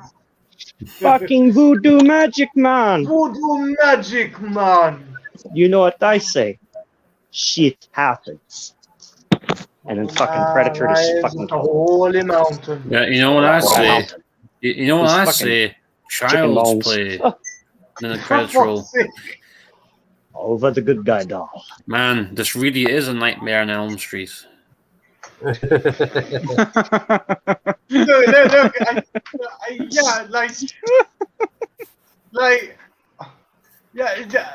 do horror movies have a harder time shooting in their title? Yeah, I mean, and they get like the worst titles for anyone to ever say in a movie. Like, no, okay, like you're the Friday the 13th. Do they say, "Oh, it's Friday the 13th"? Or "Oh, they did. Friday the 13th was it even Friday the 13th in the first movie? Like, was that set on that date? Yeah, okay. It's actually set on Friday the 13th. And today is his birthday. They said it like right when Kevin Bacon and all those guys get to the camp. That's Kevin Bacon in that first movie. Oh yeah, he gets one of the best kills, the arrow through the bed. Oh, they stick the arrow through the. Doesn't part 3 take place directly after part 2? Yeah. Directly. No, so is that movie supposed to be Saturday the 14th? Part 2, Part 3, and Part 4 all take place in just like 2 or 3 days. Then that doesn't work. Well, to be fair, it's the aftermath of that 113th. At the end of Part 2, he gets whacked with the machete in the shoulder. At the beginning of Part 3, he pulls it out and crawls off. At the end of Part 3, he gets hit with the axe. And then at the beginning of Part 4, he gets up with the axe. So it's like 2 or 3 days. Friday the 13th did happen, and it's the aftermath of that. So it's a story arc of that 13th. I don't think it's been Friday the 13th since Pamela Voorhees did her shit. Because in part 2, I don't think Jason started killing people in Part 2 on Friday the 13th. I would argue that this day. I agree with Art there. December 25th. But they kept the name. At no point in Part 2 does it say, okay, it's Friday the 13th again. No one gives a fuck. Man, it's been 13 Fridays since the last Friday. Jason doesn't give a shit about Friday the 13th. He probably doesn't even remember that's his damn birthday. Maybe we can get around it by saying it happens every 13 Fridays or something instead of... He's living in his shack. The 23rd. Because you can't have a Friday the 13th every year, right? So I mean, can you? It counts because it's Jason's birthday, and he's in every movie. So, well, he always remembers that one Friday the 13th, so that's always on his mind, right? It was Friday the 13th again in Part 6. Another one of them, they say that it's Friday the 13th again. Even this point, it's just a name. It counts. Man, this really is a Hellraiser. Well, the fucking A Nightmare on Elm Street takes place in Springwood, and Halloween takes place on Halloween. No, Halloween 2. Friday the 13th takes place in. It's Halloween morning. Random days. Technically argue it, right? It's like Saturday the 14th. whatever. The 13th alone. It's a good movie. I mean, it is nuts that the reboot is like 20 years later, but it's still on a Halloween. I mean, at least they managed that. Because I can't. Were any of the Halloween sequels even on Halloween, other than like maybe The Odd Couple? Like was Halloween 5 set in Halloween? I think it was. 4? Yeah, 5 was on because Halloween, what and then happened- 5 was just picked up right where 4 left off. Oh yeah. Yeah, no, it was Halloween though because he passed out, fell in the river. The fisherman saved him, and then he slept. The Halloween happened the next year. And The entire year he slept. Oh, that Yes. actually happens, does it? Like Yes. The fisherman takes care of him to the next Halloween. yeah, Oh my well, God. in fairness, I don't think Michael should have killed that fisherman. That was shitty of him. Oh, it was. Yeah. It's like, You know what? It's Dude. Halloween again. You know what? I don't need you. It's Halloween. We don't need you anymore, old man. I would keep you alive. It's just that smell of tuna is really getting on my fucking nerves. The guy's getting parrot. He never shuts up. Nah. Maybe got sick of hearing like I don't know. Maybe the fisherman complained about Michael talking all the time. You know. that cunt ever shut up. I saved him from the river and he wants to You talk more in your sleep than you do in your like 10 movies. What the fuck's your problem, man? I want to kill my sister. Who the fuck is Laurie? And why'd you have a smiley face drawn on your hand? And what the hell's a thingy Who the of fuck the is Laurie? phone? Who's Laurie? Why I is there a must smiley face on your return. hand? They can't have Halloween without me. The last time they tried it, a load of people turned into fucking Halloween masks and disintegrated. That wasn't good. Oh, no. I More days honestly to Halloween. I've got so honestly much wish to John say Carpenter about would that. gotten that off the ground, because I would have loved to see that anthology of movies and what Carpenter Yeah, did. that would have been cool. I know, LJ, you probably have problems with it, but I do like the fact they tried doing something different. And No, we would I have love gotten it. a different. Huh? I loved that. I wanted them to do it. The whole point was the whole premise was that it wasn't always going to be Michael. There was going to be different stories, and I like that. Myself and Mark were saying that. Oh, I thought it was that you didn't like Halloween 3. Why would you ever do an anthology thing when you could make money? Halloween 3 is the shit. Hey, because they brought the evil Irish guy in, not you, Marty. Who Not you, Marty. He just says not you, Marty. They brought the head member of OCP in. Colin Cochran. No, it's the OCP. And Red with Blood on Samhain night when we were still in our tents made of wattle and daw. It was a good fucking Irish accent. I'd give him that. Been funny if they were the same characters from RoboCop in that movie. Junebug's hot take is that Halloween 6 is his favorite. Halloween 6 is very good. It's got a scary Michael. I like Yeah, the But there's two different versions. Which one's the good one? The Paul Rudd version. It Paul Rudd depends. version, too. It depends. Wait, is there a version without Paul Rudd? No, he's fucking. No, there's a version with more Paul Rudd. There's a Okay. version with Paul Rudd, and he's got some pebbles. He puts some pebbles on a little pile and stops Michael dead in his tracks. Okay. I know there's an It's ending. weird. I know there's an ending where Loomis is stuck in like a ring of rocks, and he just won't leave the ring of rocks for some reason. Yeah, and then Dimbula and Chucky shows up. No, but why can't you step over the rocks? because they're Fuck no. magic rocks. Because whoever wrote that movie was fucking. It was the Hi. 90s. It was the 90s, man. Out of the Halloween franchise, I have to say H2O is probably my favorite. Fuck yeah, that's a good one. I honestly thought that was where What about Resurrection? What about Resurrection? Resurrection can suck fucking. Hold on though, he Can karate suck fucking kicks good him out fucking the window. He toe. karate kicks him out the window though.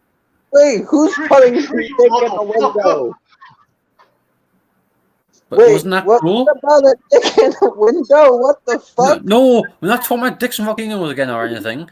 He kicks him out the window.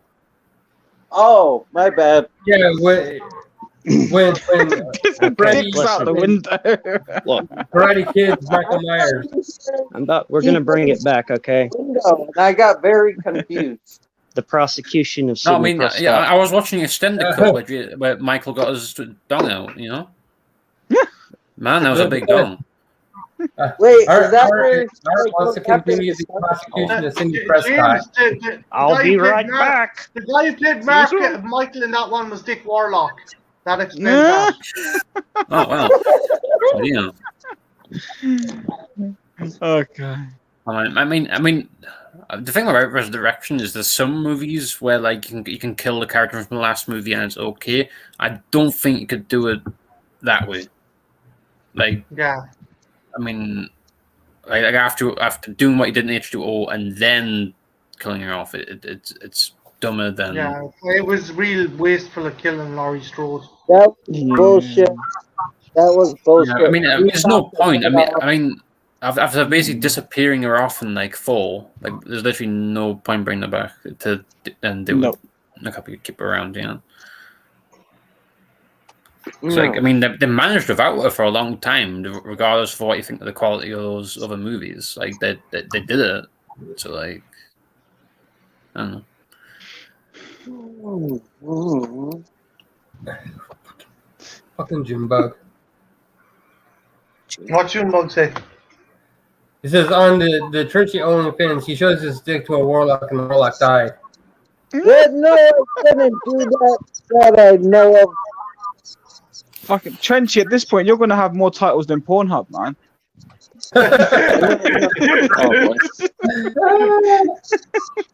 My dick stays in my pants. What, even when you take them off? Fuck me, you must be well endowed.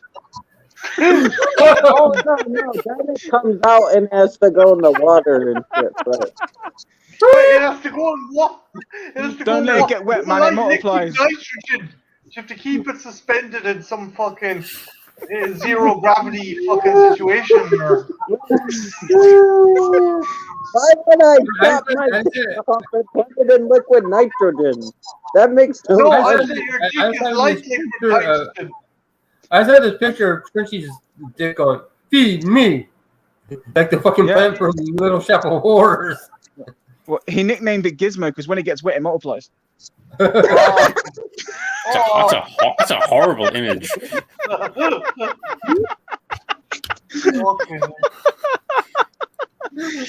Just don't feed them after midnight. They turn into evil little shits.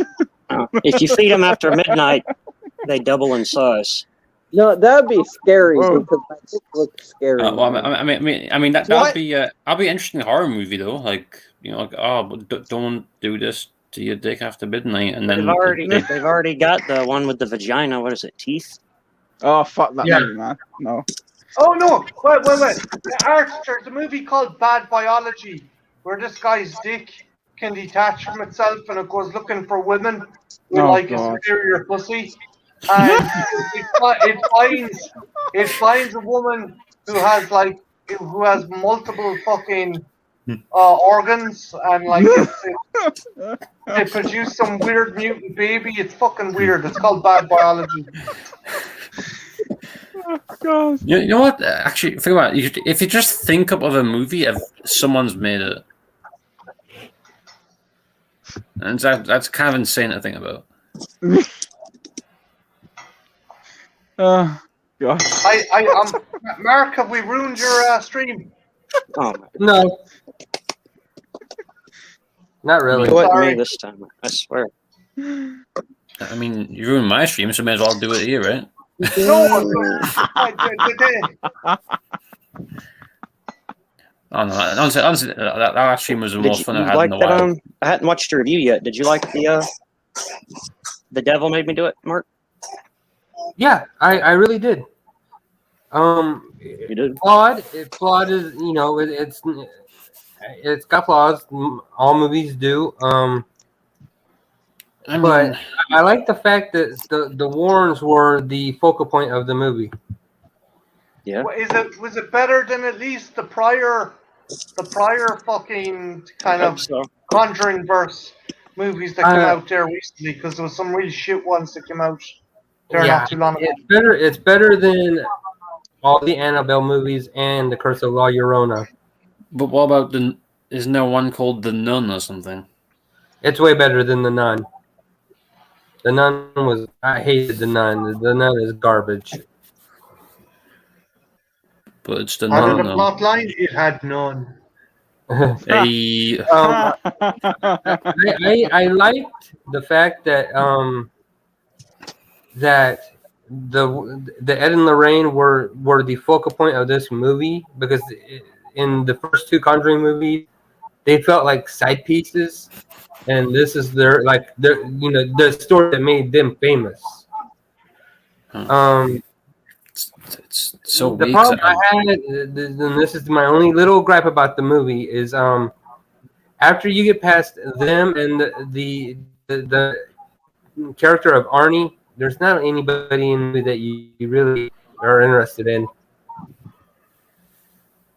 Is that the guy who killed his family? Yeah.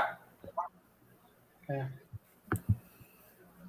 But I also always felt a bit weird about The Conjuring, given like it's all the whole I've never based seen on any of true them. events thing.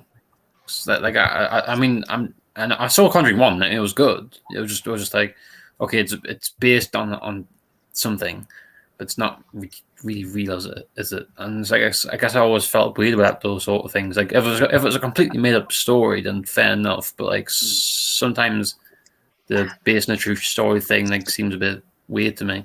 Yeah. Yeah, The Conjuring 2, which is based on the Enfield haunting, was actually an hour away from where I used to live in London.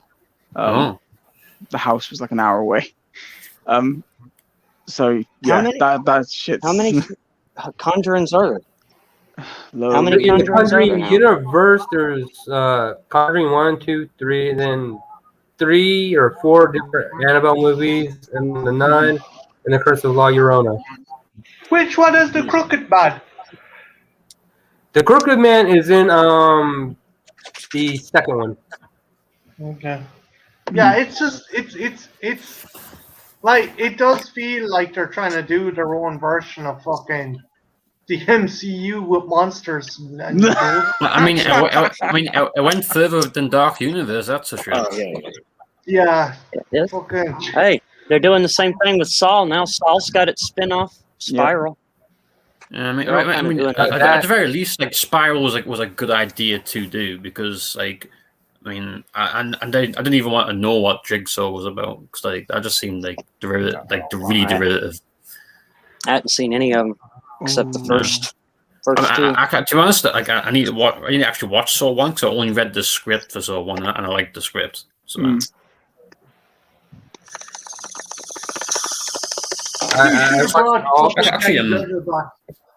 I watched all of these Saw movies, including Spiral, and to me, Spiral was the worst of the bunch. Really? Yeah. More than even the later sequels. I mean, they had a good idea. I will give them that. But they should not have marketed it as a Samuel L. Jackson and Chris Rock movie when Samuel L. Jackson's only in the movie for 5 minutes. I mean, I don't think that's really a problem with the movie. Really? They did that shit? I hate when they do that.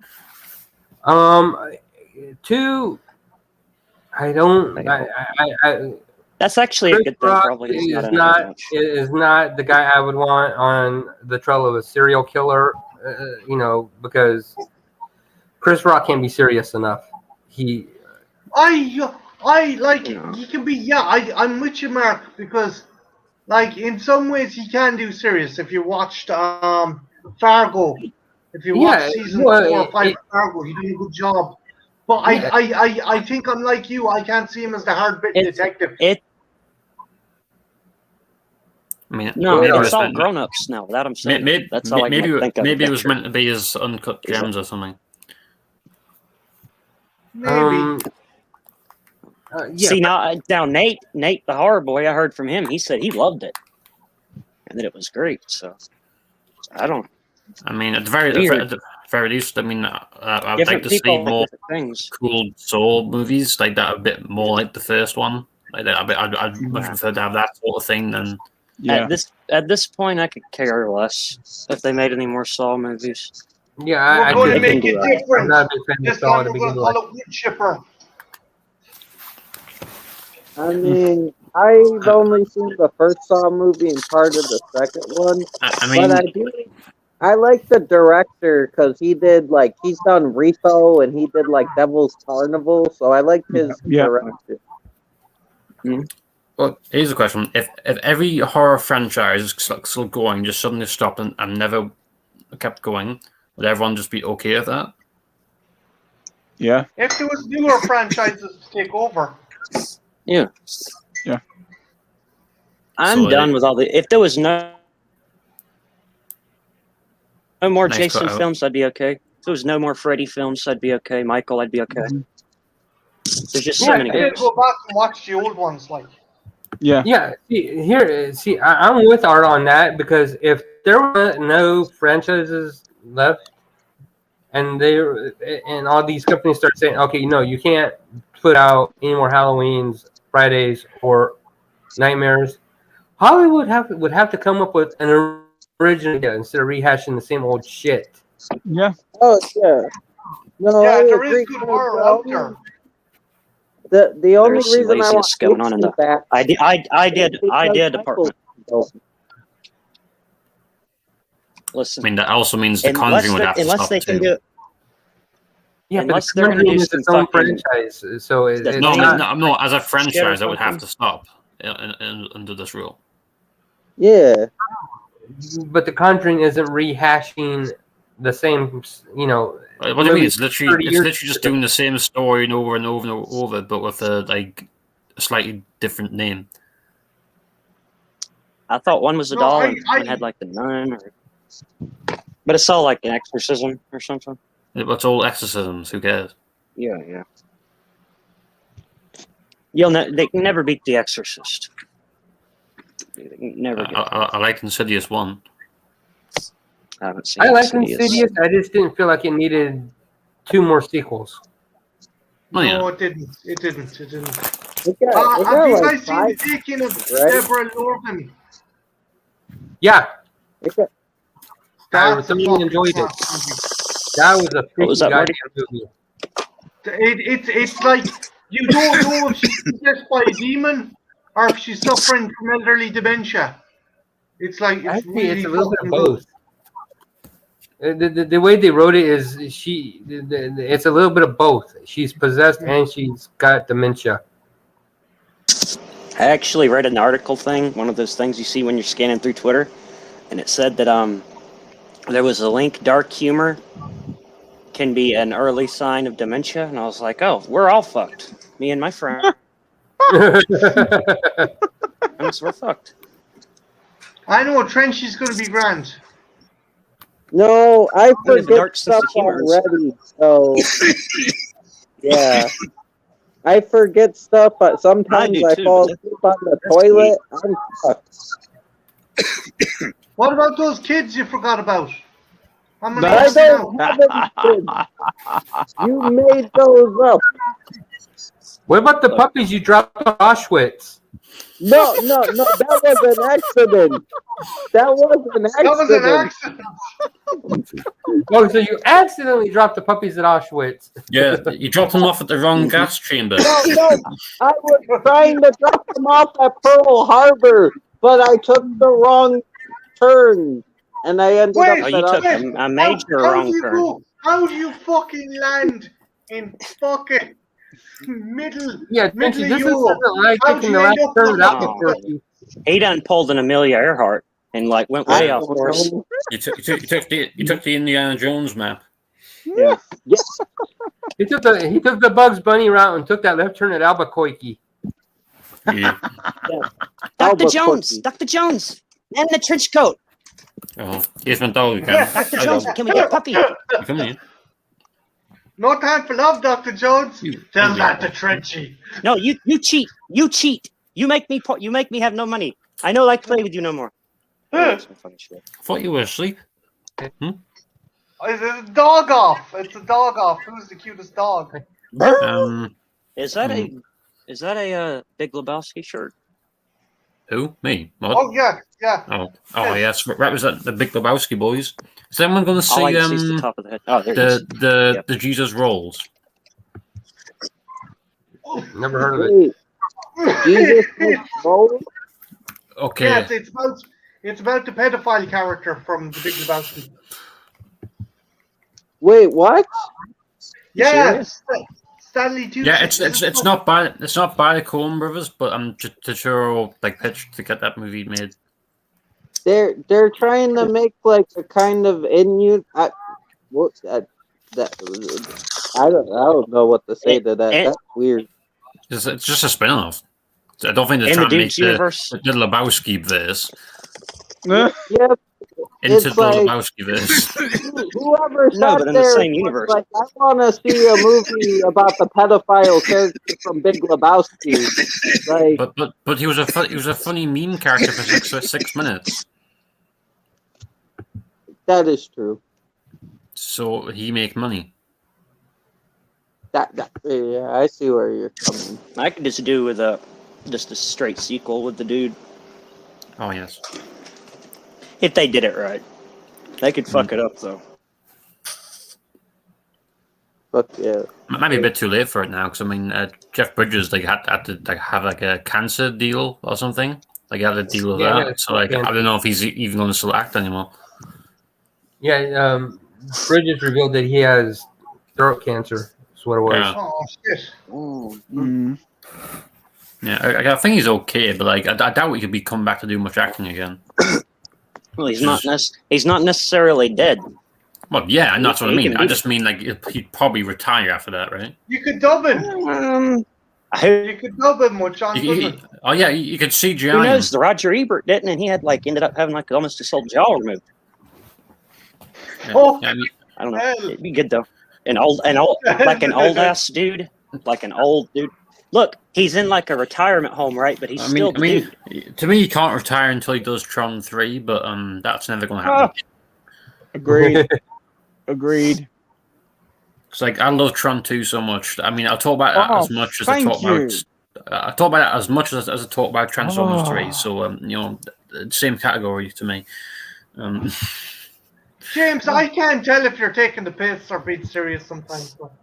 With Transformers 3 which movie though? Tron.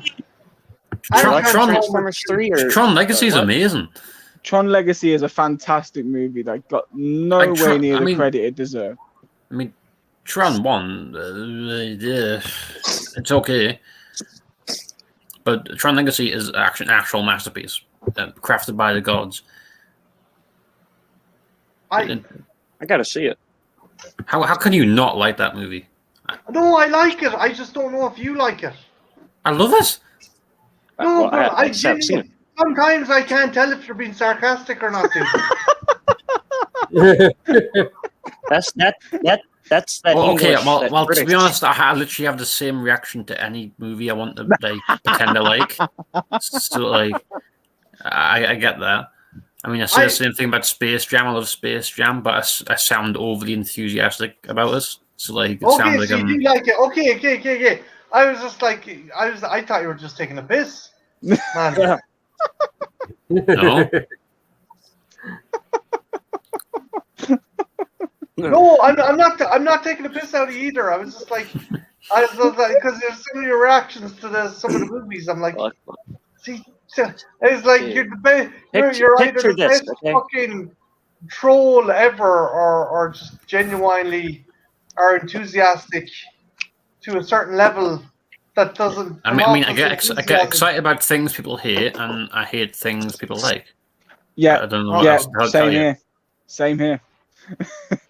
What, you mean like 3D movies, LJ? Yes, like 3D movies. Everyone shits on them, but they're one of the best things to ever exist. Oh, sucks. Was Scream 4 in 3D, by the way? No, Mm, thank I goodness. didn't know. Okay, Aware because I saw the title card and I was like, that looks kind of weird. No, luckily not. Although Okay. Friday the 13th Part 3 in 3D is fucking epic. I need to see Fuck I need to see off. Jaws Fuck off. 3 actually Dude, in look. 3D. Fuck off, They man. need Hey, they need to look make at that yo-yo coming right at me. Fuck off. an animated Child's Play TV show like Netflix. Make it very humorous. They call me Child's Play. Like you see it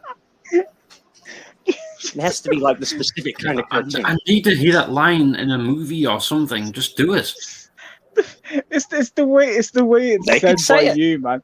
I don't know what's more terrifying, Chucky with his actual voice, or you with that calming tone, because that calming tone can be freaky as fuck in the dark. It's child's play. It's like, no, it's not, mate. Fuck this, I'm out. No, thank you. I am taking the fire escape off the roof. Thanks. Oh man. Just get James to do all the audio. Guys, Yeah, I mean, I'm gonna dust off the bed. Mark, thanks a million for having us on, dude. Yeah, we're going on 3 hours. I think I'm gonna call it. Yeah. Oh yeah. I mean, I don't know how I'm still awake, but here I am. Yay! Yes, was. Anyway, yes. Thanks for the fun time. It's been good and cool. Thanks, Yeah, thanks, yeah. Frenchy, for putting up with our shit yet again. And thanks LJ for solving our volcano debate. That was really Well, thank you important. for having me.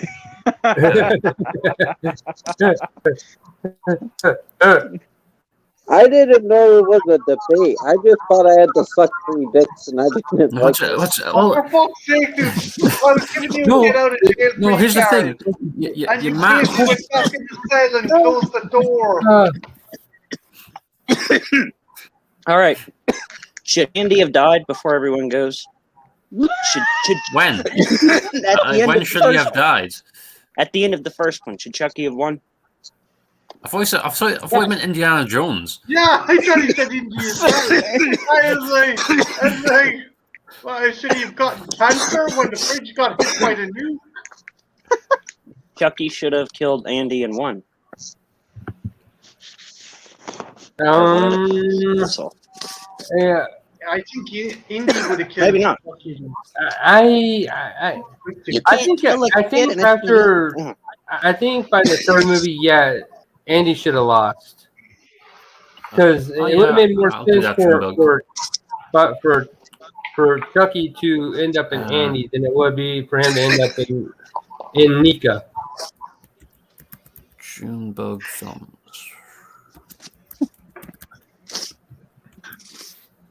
He's gonna be the fucking head of Disney one day. Who is? And he's Junebug gonna Films direct Friday the 13th, Part 13.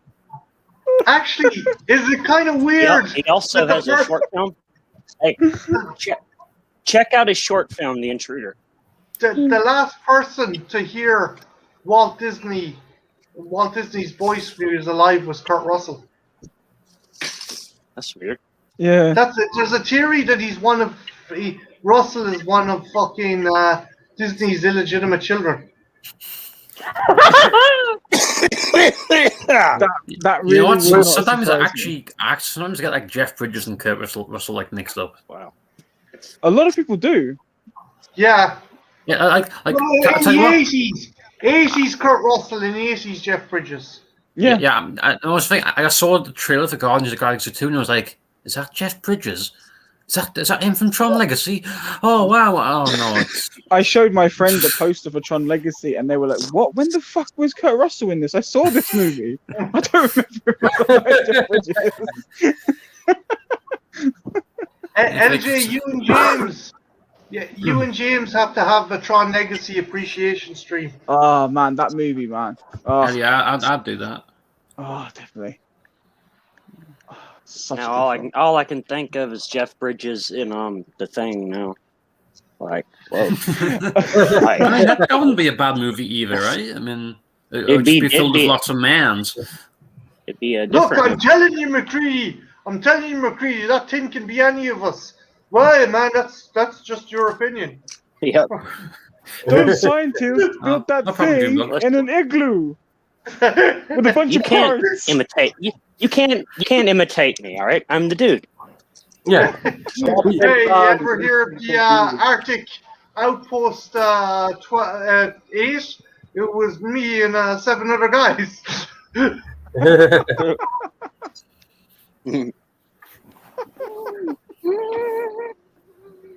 It's been settled. Now Captain Ron and the dude have to have a fight. I assumed Captain Ron was Snake Plissken before the apocalypse. And then didn't give a shit. He's like, oh man, I gotta take this more seriously. Do you think I'll ever do an escape from Thingy-Majiggy 3? Like, escape from Detroit. The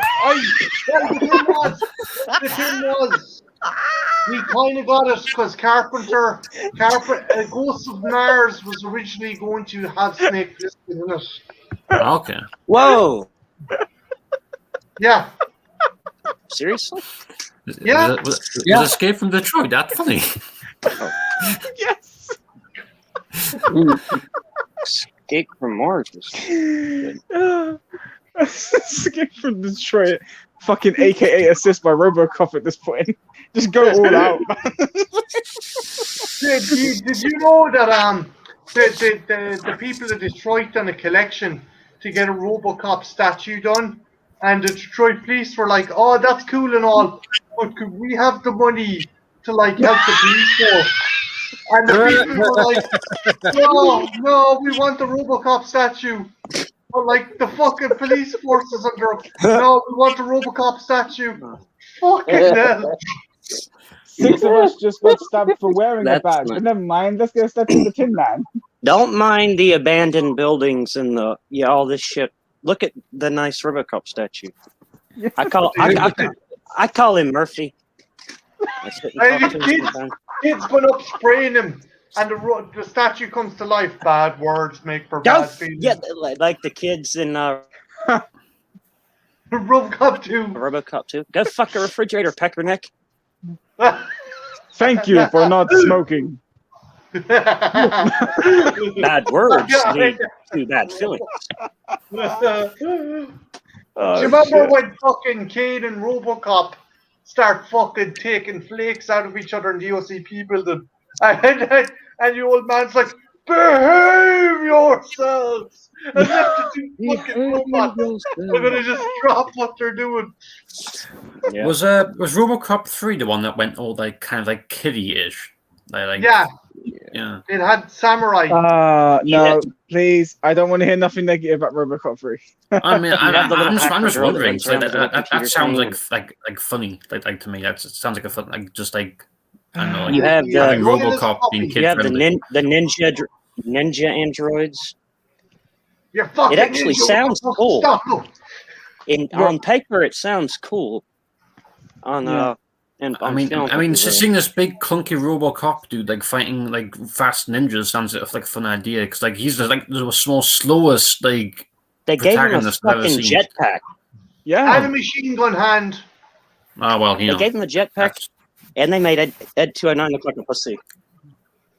Come on, Uh, they fucked Ed 209 when they made her like hack him and made him say that I'll be as I'm loyal as a puppy. It's like, oh fuck off. RoboCop He 3 should have is just my blew him favorite. away. It's my favorite. I'm sorry. Nope. Absolute down to earth favorite. I only stand the TV show which I've never watched. Spare parts for 10 years. Who Is the cares TV if it's show- worth or not? Is the TV show okay? Oh, actually, yeah, because it introduces a TV freaking show's awesome fun. character. Yeah. Oh yeah, Cop Robot. I know him. Actually, guys, have you ever come across the knockoff There was a cartoon figure of called Robert Cop? Oh god, no. It's seen- I've a seen- Chinese. It's a Chinese knockoff figure of RoboCop. But so they wouldn't get sued, they changed the spelling so it spells Robert Cop. Oh, jeez. It's better than that porn film, RoboCop. Starring Trenchy. Nah. Cop.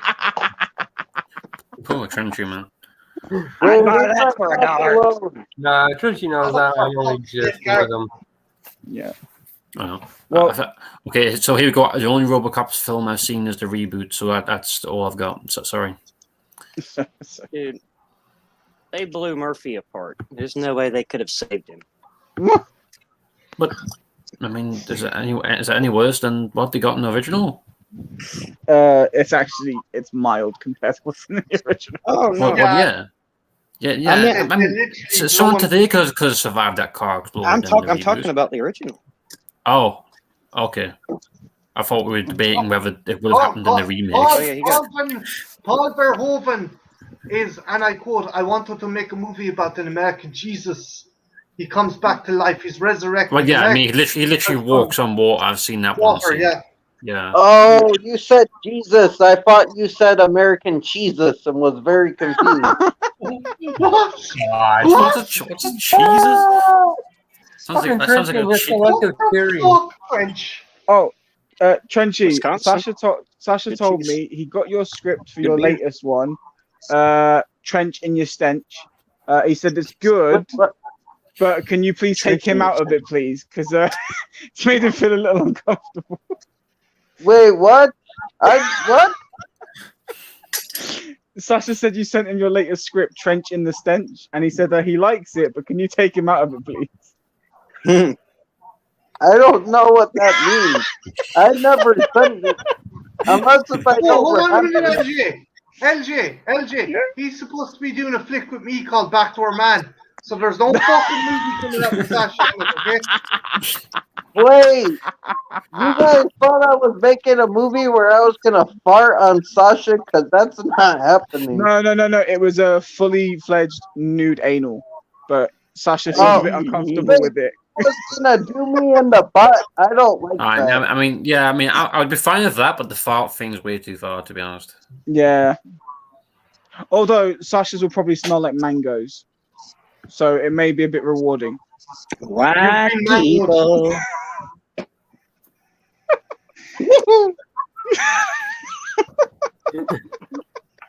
It's too late at night for this. Trench, seriously, you did it again, man. You sounded like a cat being sucked up a fucking milk tube. Why do you know what that sounds like? It sounds like you. That's what it sounds like. What? That's what I imagine it sounds like. I wish I could send some of my cats up a mail tube. I don't know. All right. Calm down, son. It's a very weird dream to have. What dream? Trench, get the kitty out of that mail chute right now. He wants to stick a cat in a mail tube. No, that wasn't a dream. It's what Trenchy sounds like when he laughs. No, he said he wants to do it. That's a weird thing to want.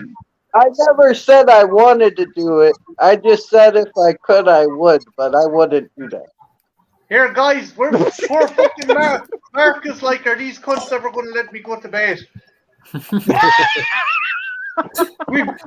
said I was going to go 5 minutes ago. And we're still going. But the fact you can just end it, and that's the end. I'm merely here.